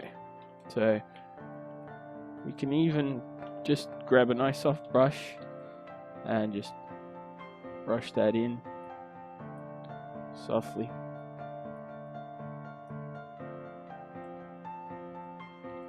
And as you can see, X just inverts it. And there we go. And I can just now just slowly brush into it where I think it could go down. So I could just up the opacity, or I just wanted to just glide off. It could be just reflecting, or just the intensity a little too much. And that just kind of helps it. It's just helping it. I mean, it really helps to just see the world around you. You see what's happening, and also know just what type of effects kind of work best. I mean, photography is a great reference. I mean, you really can't go wrong with photography, and I myself sometimes don't look enough at photography. It's just one of the best references you can have, really, and I recommend it to anyone. So I'm just trying to see what can work. That seems to work better. And yeah, I think I'm going to touch that up slowly, but basically that's the basic process. So I've also prepared a little layer, which was my sketch layer. And now, as you can see, those are very quick sketches, and please don't pay too much attention, but I'm going to start organizing this and just getting rid of everything, because I've just applied a couple filters and I'll show you what I've applied. And basically I'll just start sorting these out, and I'll come back to it and show you when they sorted out, and we can speak a little bit about it. So I've just kind of organized what you saw in my sketch folder. So I've just taken everything down, and I still have my vignette, and I'll just put that into Final Touches. And so we can see better, I'll just make this panel smaller. So I've clicked there, and I'll just put it like that. That will make it smaller and easier for us to see. So as you can see, I've just put in everything so that it's organized, and I'll just slowly switch them on. So I'm kind of using my overlay just to give a little more brightness, and just to bring out a little of the highlights. This is my overlay layer, and I've set it to blending mode overlay. So as you can see, I'm just building it up slowly. Then again, it's like I said, it's cyclical, so I'll be going back and forth, and I like to work this way. There are some people that just do it layer by layer and build it up. I've also brought in some pictures that I'm going to start overlaying just to give it a bit of life, and I've just brought in this black image, as you can see, night time, and I've just kind of set it to screen mode, and then I'm kind of just leveling it. I want to bring it really down because I'm going to bring it up after with my other layers. I've applied a hue saturation, and I've put it to soft light, and I've also, let me just open that, and I've also just set it to colorize, and it will just colorize to whatever color I want. So that brings it more together, and it really helps it look much better actually. So I'll just go back into layers. I've created a color dodge layer too, which I've kind of so I create a nice layer, and I'll just set that to normal so you can have a look. So basically it's just a black layer that I set to color dodge mode. So I'll just bring that back so you can see. So if I put it to normal, just see that I've just painted in basically some brightness. So I'll set that again to color dodge mode. I'll leave it as is, and then curves, which really gives me the color balance that I want, and I'll open up my curves, and as you can see, it's all about just experimenting. I don't really go into it and start to say, okay, I really want this effect. I just experiment and see what works best. I mean, these curves, with curves you can basically color a whole image and do everything pretty much, level it, color it. I mean, even that looks pretty good, and I'm pretty happy with that. But I think this color contrast and these color variants works really well. And if I go back into my RGB, I can just pump it up a little bit or pump it up a little down. Also in my blue, you can see I've given it this kind of vintage effect with the blues, because that's really how you get that vintage effect and that kind of Leica type image that I see around the internet quite a lot. And that then again works really well. So let me go back into my layers, and I'll just double click there, and there we go, bring that up. And so those are basically my final touches. I've also brought in this element which I thought looked really cool, which is kind of Saturn rings, and I'll just show you that. I'll just bring that up, I'll alt click on it, and that will isolate it, and I'll just bring that up, and there you go, there's my Saturn rings. And I've kind of just set that to whatever color dodge was working best, so I just put it to color dodge, and I think that kind of really gives it a unique feel to it. You may have noticed also that we're working with this image flipped around. I like to flip the image quite a lot, because I find that if you flip it, it kind of gives you a new lease and a new perspective on it. And I'll just flip it back, and as you can see, I mean, we just start to interpret it in a whole new way. And as this is a personal project, we really can put it any way we want in the end, and whatever looks best, really. So that's it for now. We'll continue to build up this image in our next lesson, and we'll start to talk more about our glass overlays, because I think this is pretty barren, and also our street overlays, as we can see here, and just getting more information and just building things up. I've just masked it out and kind of adjusted it to fit more or less what we have. I've put this also to screen mode, And yeah, I'm pretty happy that it's working out really nice. That kind of fits that image. So I'm just seeing, I'll just soft brush it out. I mean, actually X to invert colors. So I'll just brush out that little bit here. And as you can see, I'm bringing in this, and I don't actually mind sometimes that it has like little streaks like that, because I kind of think it just gives a little bit of randomness and just makes it not look that bad actually.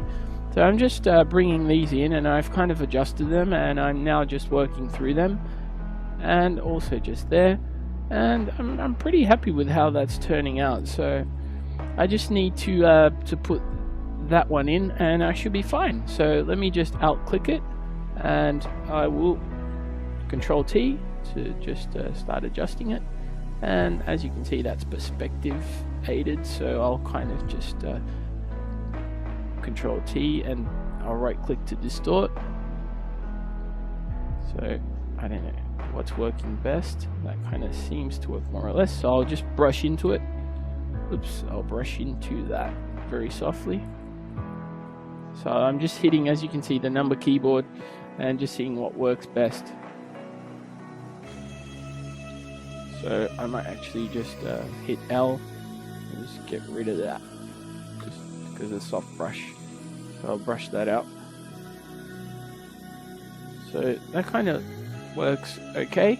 I might bring it down a little bit, because I mean, as you can see, it's kind of the glowing edge, so we won't be able to see too much into it. And okay, that's already looking really good. So let's go into our lighting and effects, and as you can see, I've brought in this picture, which I've also put to screen mode. I'll just put it to normal, and this is kind of just to give it a bit of effect really. So I'll just bring it in, and as you can see, I'm kind of seeing a little too much of just where it ends, so I'll mask it out again, and I'll just softly brush into it, and just very softly, and just try and get rid of it. I really do like, however, certain aspects of what's happening with these glows and shines, and I think it's working really well. I'll duplicate that, so I'll just alt click it, and I will probably just flip it horizontally and just try and match the perspective of it. And I'll just start brushing these. So I'm going to be working on these a little bit now. So just trying to get rid of where I can see the edges coming, and these buildings that are just showing up too much. So that one is here, that building, and that one is that one. So I'm kind of just understanding that too much, so I want to get rid of that. And just a little bit there where it ends. And I also have one of these images that I've brought in, and I'll just pop that up. I'll get rid of it, actually a double. And let's see if that might work well. So then again, I'm just trying to add detail to this image, so I'll probably put that and see which mode works best. Screen seems to be working okay. So as you can see, I'm just slowly building up this image. Just could have it like that. So I'm just going to pause this and work this around, and then I'll come back to you and we'll start speaking a little more about just bringing out some highlights and starting to bring out these interior buildings. So I'll be right back in a little bit, and I'll just get this process done. So I've touched up the buildings around us, and the window textures, and also just these textures that we had around here. So it's looking much better now. And I've also overlaid in some of these water textures, which I found were really nice. So I've kind of just went into my selection mats, and as you can see, I've just grabbed these ones, and I grabbed a nice pool texture. Let me just bring that up, and I've just kind of, I'll call that pool, and I've just kind of screened it over to the one that looks best, and I've also colorized it. So I mean, that looks really nice, and I wanted this kind of feel to it. And yeah, so far the color is also looking really nice. So yeah, I'm quite happy with that. And then I brought in my self-illumination layer, and you may have heard about me talking about this beforehand. And it's basically just got all the self-illuminating materials, and that kind of brought out these highlights. So I've just slightly blurred it and put it on screen mode. So I've just kind of filtered it and blurred it and just a Gaussian blur and put it on filter. And as you can see, if I do it more, the effect is greater. So I kind of want to just bring out that little bit of highlight and just a bit of fog and haze that we have. And I think also I might just paint in these stripes to match these ones. So I'll just go into my light layer and I'll probably paint in, I'll just create a new one called lines. And I'll just bring up a brush, and then again, you know, it's all standard brushes, and the ones that are not are kind of all done for you and included in this tutorial. So I've just kind of got my simple chalk brush, and I'll just hit D for my default colors, X to invert that, and I'll just put that to 0 and see how it might just make it a little smaller. Okay, maybe 2. Yeah, I think that works. That seems to work okay. So I'll just hit F5 because I don't want any transfer in this, and or smoothing or dual brush or shape dynamics. So I want it to be all the same way through, thickness, and that kind of works. So I might just try and see how this works, and that seems to be working okay. I'll have to probably get into that. So zoom up and I'll hit shift, and that lets me do a straight line. So hit there and shift, and it will just follow a straight line all through.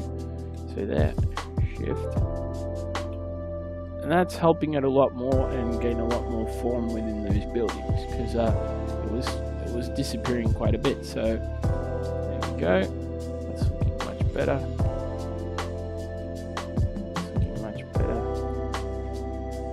I'll just continue to do this the way through. I'll just pause and do for these.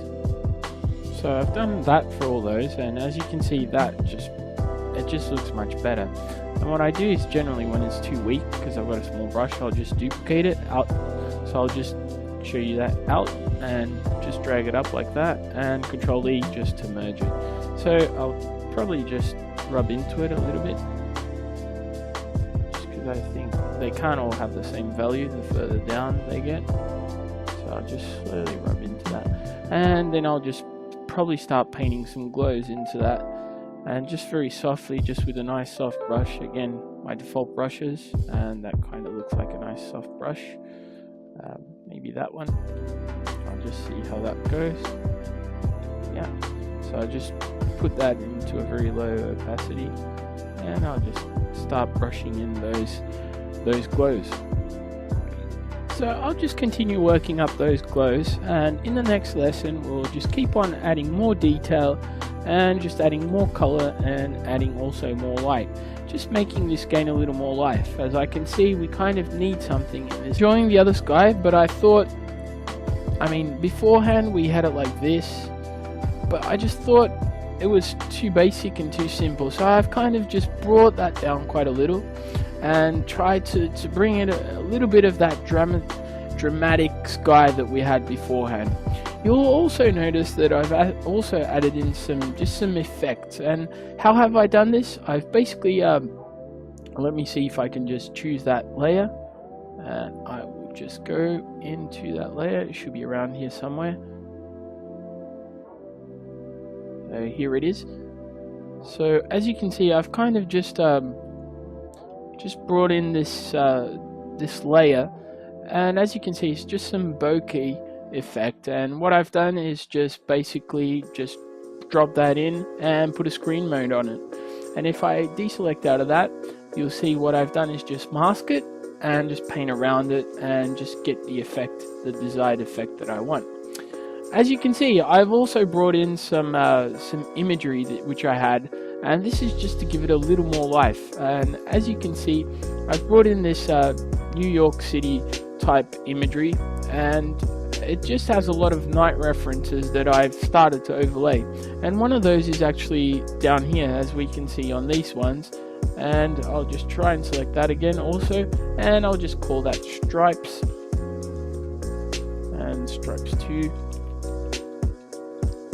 And as you can see, what I've done is just simply, once again, I've just chosen a color dodge or something that works, and I've just kind of overlaid it and control transform it to what I want. So Control T, and I'll just distort it around to what I think should be.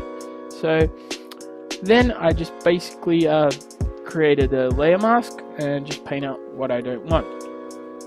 So all that's working really well, and you'll see I've also brought in this image of a light flare from nighttime, and I just put that to screen, and I'll Control L because I think it's bringing out too much of the brightness from the previous one, and I'm Control L'ing, and I'm just trying to get rid more of that background. Also, I'll once again a layer mask and just softly brush out the stuff I don't need. So get rid of that. I still think we have a little bit of some leftovers, but basically this is how you can create these light flares at night. And if you just set that to screen, or even I'll take the saturation, so I'll Control U to bring down the saturation. Sorry, Control U. It's not happening.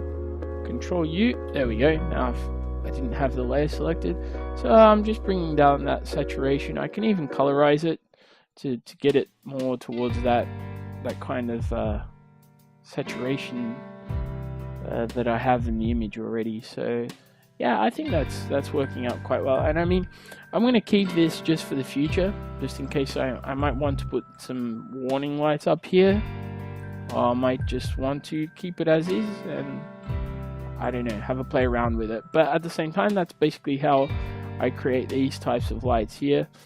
And I'll just Control Z that so we can get it back, and I'll probably hide it and just apply, right click, apply layer mask because I don't want the rest, and I'll just call it warning light. Okay, so those are the ones I've put in here. I'll just bring that, I've created a layer. And also here we have our overlays. So we'll call that street overlays. So as you can see, we're kind of getting in there and really starting to make things punch out a little more. Now the next thing I do is actually try and get some people in there, or get some type of effect here in the foreground. It looks like it just needs something happening here, so I'm going to look around in my folders and try to find some people for this foreground that could match nicely. So here we have these girls that I found, and for the time being I'm just going to stick with them, and I'll provide you the link of where you can find this. And basically yeah, I quite like how they fit in, and I know they're walking away, but I don't mind it actually. I find it gives kind of a nice look to it. So I'll just quickly cut them out, and I'll show you the best way to do that. And so I'll alt click on it, on layer, and that should isolate it, and I'll create a layer mask. And I can quickly grab, I don't know, I mean, you can do it with a pen, but I prefer it to do like this. Most of the time it's just, especially if they're in the background, it's quite easy. So I'll just continue brushing these. So I'll just go all around, just really roughly brush these. If I'm not actually using my Cintiq, I'm using my Wacom, my Intuos. So on the Cintiq screen it's actually a lot quicker and a lot easier, but yeah, but really yeah, if you do have one, it's fine, but if you don't, it's fine all the same. So I'll just cut that around and pause it, and I'll come back. As these are quite blurred, I thought it would be also interesting to let you know that you don't need to be exactly cutting out. I mean, it's going to be quite blurred because they're moving, so the camera lens is not going to it's got a pretty wide aperture to manage to get in all that light, so you don't need to exactly be 100%. You've got to work to what you have. So that's why I'm really cutting out rough. If this was a daytime shot, I'd have to be careful because the people, I mean, if they were in the first plan, they'd be really tight and they'd need to be really well done. So I'm kind of just pacing myself through this and just going about it really quickly. And I mean, I'm not too fussed, I'm just trying to get the basics. And as you can see, I'll just continue on to here. Not really too fussed. I'll just switch back with X from the color. And there we go, we'll just continue to go through that. And just continually going through that. And so I'll just pause it again and do the whole of the image and what's left of these two cutouts. So far I've put them in place and I'm quite happy with what they look like. So I might just place them around here and such. So I'll need to get rid of all these other things that are hanging around in the background, but I'll just show you a really neat thing. I'll actually probably blur them. So I'll hit L and I'll make it around 20 pixels so it's nice and loose, and I'll just start lasso tooling and I'll get in this really nice blur which I can show you. So I'll go into our filters and blur and radial blur, and there we go, we're starting to get some really nice blur in there. That might be a little too much, so I might turn that down there, or we might actually motion blur it, see what works best. The thing is, as it's soft, it's a soft blur, it will look better. There we go, I think that looks pretty much better, and I'll continue to do that, and I'll motion blur it again, and I'll motion blur her arm. So I'm trying to just see what should be blurred, and also I think that they should be darker, so I'll just level that out, and I'll just make them much more darker as they're in the foreground. I can create another layer, however, and I'll just attach that by clicking out in the middle and just grabbing a nice soft brush, and I can just make them stand out so they're catching light from the background, and I've got white selected, and I'm just painting those highlights that come generally around the person. So there we go, we have our first females in, and I'll maybe lower those a little bit, and maybe even shift, depends where it looks well. So I'll select those because I want to get rid of these lights and things that are crossing over, so I'll just try and look for those where they are. So I know I've got a couple of them, so I'll hit mask and I'll invert the mask, so we got rid of one, and we might need to get rid of a couple others, but no, it seems to look all good. I might actually get rid of that on this bokeh one. Let me have a look. So I select that and just need to Control Shift invert selection. So actually, there we go. So okay, we have the first people in. I mean, we can continue doing this, but I also like to see how it's coming out, and I don't quite like it. That's always something that can happen. So maybe they're just two in the foreground, so I'll just revert back and I'll just see what exactly can look better. See, this is what we were talking about looking back and just seeing what kind of works think they're just too much in your face, and it just doesn't work as well. Maybe here or even here they could work better.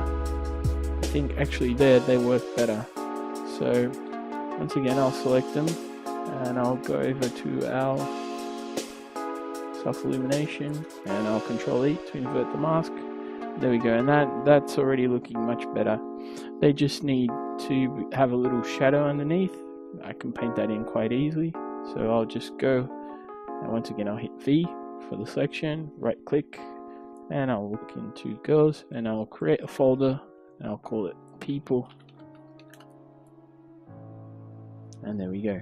So I'll create another layer, which I'll call it shadow girls, and I'll just paint in there really soft shadows with this nice soft brush, just very light,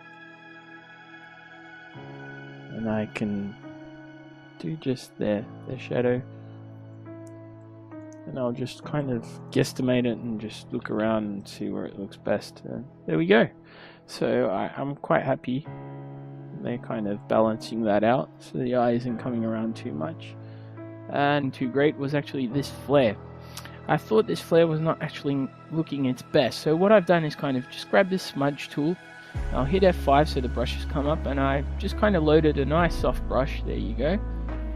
And I'm just kind of extending it to give it a little more of a flare, and I'm just brushing it on and something like that maybe,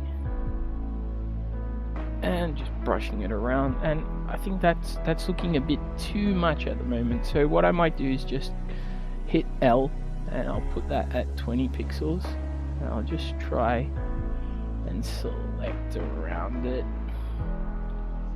So I've got a nice soft selection, and I might just make that really small. And that's looking much better, and I can even copy that. If I hit V and just drag it across, I can even copy that, and that looks much better. I'm actually much happier with that now. I'm really much happier. And so I'm going to do the same thing for the other one. So I'll just right click and apply layer mask, because I don't really need that anymore. And I'm just kind of grabbing that nice soft brush, and of course I can put up the strength just with my keyboard, just by pressing a number really. And yeah, that's looking really nice. I've got my lights that I've put my warning lights into color dodge or screen mode. Have it as you will, and however you prefer. And I'm just going to cruise up this this layer stack, and I'm going to go to glow, and I want a nice glow on those lights. So just press 1 and just really soft. I might even just go into try and grab the colors, press F6 so my color dial comes up, and there we go. And that's kind of just giving a bit of glow around to what we have. So I might actually create an overlay layer now, and I'll just set that to overlay, and I'll call that overlay. And I'm just gonna start really just giving a little more impact on this yellow lines. So as you can see, that's just building it up a little more. I might actually create a soft light just to give it a nice tone. I'll call that soft. And I can create a nice warm tone here. So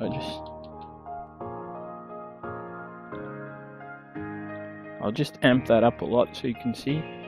Now I'm just turning that down very soft. Just very softly. And also one thing I do not like here is that interior. So I'm right clicking Windows. Let's see, maybe if there we go. That looks much better. So I'll go into our glows again. And I'll kind of just press B. And just there we go, and that's really looking much better. So I'll go into our overlay,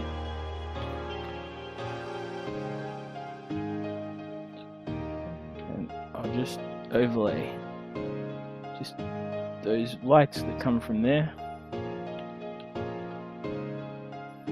and I might just actually just mess about with it so it just doesn't look so linear.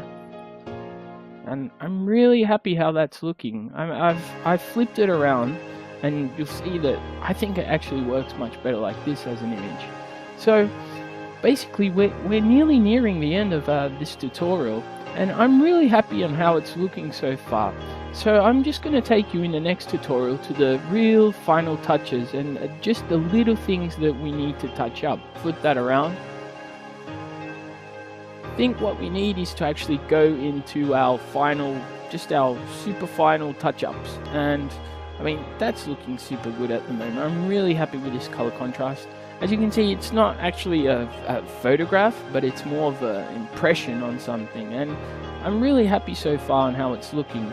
So I might just go into our layer, just our backwards layer. I might duplicate that because I'm going to change a few things, and I might just give a little bit of blur to these people at night. So I'll just select the smudge, and I'm just giving it a small blur just to show that these people are kind of in movement, and that already just, I don't know, that just does something to the image. It just straight away you start to feel that you're actually at night. And as you can see, the repetition of the people, although we use a lot of people that are repeated, you can't actually really notice, especially with the blur at night. And I think that looks really good at the moment. So basically, let's get into our final touch-ups, and I'm just going to call that final. Well, if you call it final, that's a problem. You always get final. So let's just call it our top end touches. So we just create a new layer just within there. Let's just sharpen our image up. So we can go to image, apply image. We have our image, and what I do is I just tend to sharpen and unsharp mask, and just look at it nice and sharp, and that's already looking really good.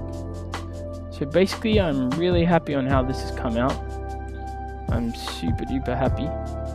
I think it's looking really good, and I hope you've enjoyed this tutorial as much as I have. I mean, it's been a pleasure here working with you and just being able to do this tutorial. In our next lesson we'll be talking, and that will be our final lesson actually, we'll be actually speaking about some pro tips and how to break into the industry, and also just talking a little bit about the material I'm using and the hardware, so you can see a bit of how I work.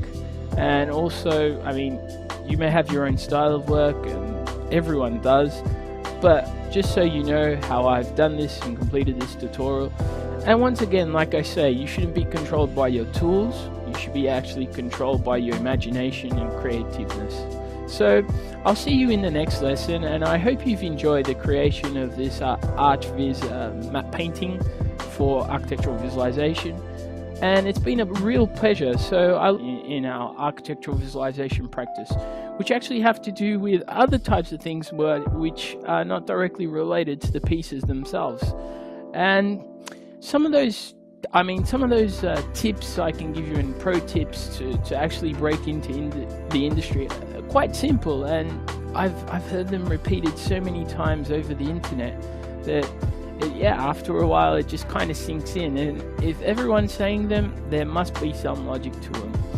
And I mean, one of the best tips I can give you is actually only publish your best work. don't really get into publishing the things that you're working on and things that didn't come out so good and experiences, because people will judge you on your best works. And I mean, if you have 2 really good works and you have 10 that are more or less, people, I mean, are going to generally look at the more or less and they're going to go, okay, so you've got 2 good but 10 more or less. Whilst if you have 2 really good and 1 more or less, you're probably going to be better off and people are going to judge you better from those. Another thing is to actually never get down on yourself. Don't judge other people's work. I mean, don't look at other people's work and think, oh, I'm never going to get there. It's too far from me. I mean, the quality is way above mine. Don't think like that. I mean, we've all started out somewhere, and even those people that you see and those artists which you say, oh, this is just amazing, the quality, and I'll never get there. They also started somewhere, and I'm sure at some point they also thought that. So just keep positive, keep practicing, and just keep going for it. Just really maintain a positive attitude, because we're in we're very lucky to be in this profession, because it's a profession we enjoy and we really like to just continue doing it, and we're really lucky to be able to do it. Another thing, and it's really important to also build your online presence. I mean, get out your website, get your Behance, get all of your work out there. The more people that see it, the better. The more chances you have actually breaking into the industry.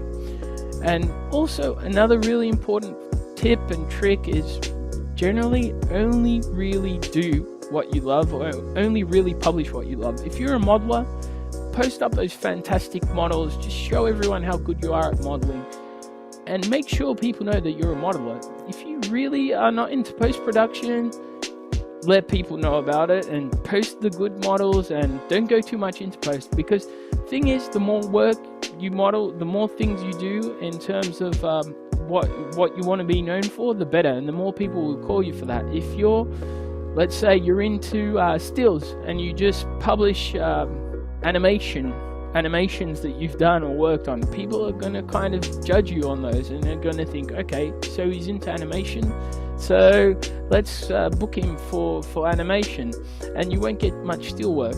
That's actually happened to me in the past, and I'm really more focused now on 2D, and this is what I really enjoy. Also, another really good tip I can give you is to not limit yourself at looking at one source of inspiration. We've all seen photographers, paintings. Look into these things, read a lot, see a lot of cinema, look into other sources which are not exactly directly related to what you do. You'll see sometimes that if you're actually just browsing a web page and you just go to a travel guide or something, you'll see something that will just bring up some idea that you can apply. And this is really good to let your brain rest, to get your brain out of that systematic thought, because if you're only focused on one thing, generally you won't be able to see outside the box. So sometimes if I'm just too into a painting, and that actually happened with this tutorial, I mean, I just laid it out, I had it in my mind, but I also stepped back a bit. I worked on other things when inspiration was low, and then came back to it when I thought, okay, now I can make something really nice. So it's important to actually get around to other types of art, look at other things, get out and enjoy life, and look at the things around you. And I'll just show you also my setup. I mean, please bear in mind, tools are not what makes the artist. The artist is good with pretty much anything, if we consider ourselves artists, of course, but that's a whole different subject in itself. I won't get into that. But I'm just showing you my setup at home that I have in my home office. So I basically just work on a 2-screen setup, which works really well, and you can see my website and the tutorial we're working on. Just a simple mouse, my headphones. I love to listen to music, and that's actually one of my biggest downers with doing tutorials. I'm not actually allowed to listen to music because you just need to hear my voice. And also I have a Cintiq, which is really nice when I'm painting and doing more abstract work. And I have my Wacom. It actually works out best in my Wacom for this tutorial, although in my other tutorial for digital tutors, I did use my Cintiq. As you can see, I use a Dell screen. I mean, they work really well. It's a Dell IPS LED 23, if I'm not in error. Please don't quote me on that. and it's fantastic. I mean, the colors on it are just amazing, and I use it right out of the box as my color correction screen. And I mean, I like to work with my model on one side and also with my post-production on the other side, so I can kind of work in simultaneously. And as I've spoken before, I like to kind of get into everything at once. So I like to be doing a bit of the post, then I'll go back into the model and I'll correct it, and then I might re-render. So I like to just be working on all these faces at the same time. And as you can see now, let's just look at this process and sum it up into a couple of slides and see where we've come and where we've gone. So we basically started with our really rough mock-up of what we wanted, and I mean, we didn't go really too far away. We changed the camera angle, yeah, the lights are working different, we didn't go for those bluish, and we didn't go for that night. But I mean, things tend to evolve, and this is quite free, and this is a process, and even within architecture this happens. Things just evolve naturally. You can't force upon an image a certain type of look. It just evolved naturally, and I'm quite lucky because I have the freedom to evolve it naturally also for these little tutors. And I mean, that's basically where we started. We have our reference images, just looking back again, and the point of where we started, and just these really cool images that I found around the internet from other artists and studios. And I mean, that's how we got to our mock-up, and then we get to our second mock-up, which is just very quick raw render, and then just giving it a little color and just a very basic perception. And then we get into our actual render, and I mean, as you can see, it's quite different, but nonetheless we've just basically added more detail, and it's really looking good. We've just corrected it up, made it lighter, and it's looking super good. And so that just about brings us to the end of this tutorial. I really hope you've enjoyed it. It's been an absolute pleasure. I've enjoyed it so much, and it's been a pleasure here teaching you these new techniques. If you do in case need to see any of my work, or just have a browse through what I do and keep in touch, you can go on my webpage, archi9.com. There you can see most of my work and what I get up to. And for now, that is all from me, Pedro Fernandez. It's been a pleasure once again, and if you need anything, please remember, archi9.com. Thank you very much to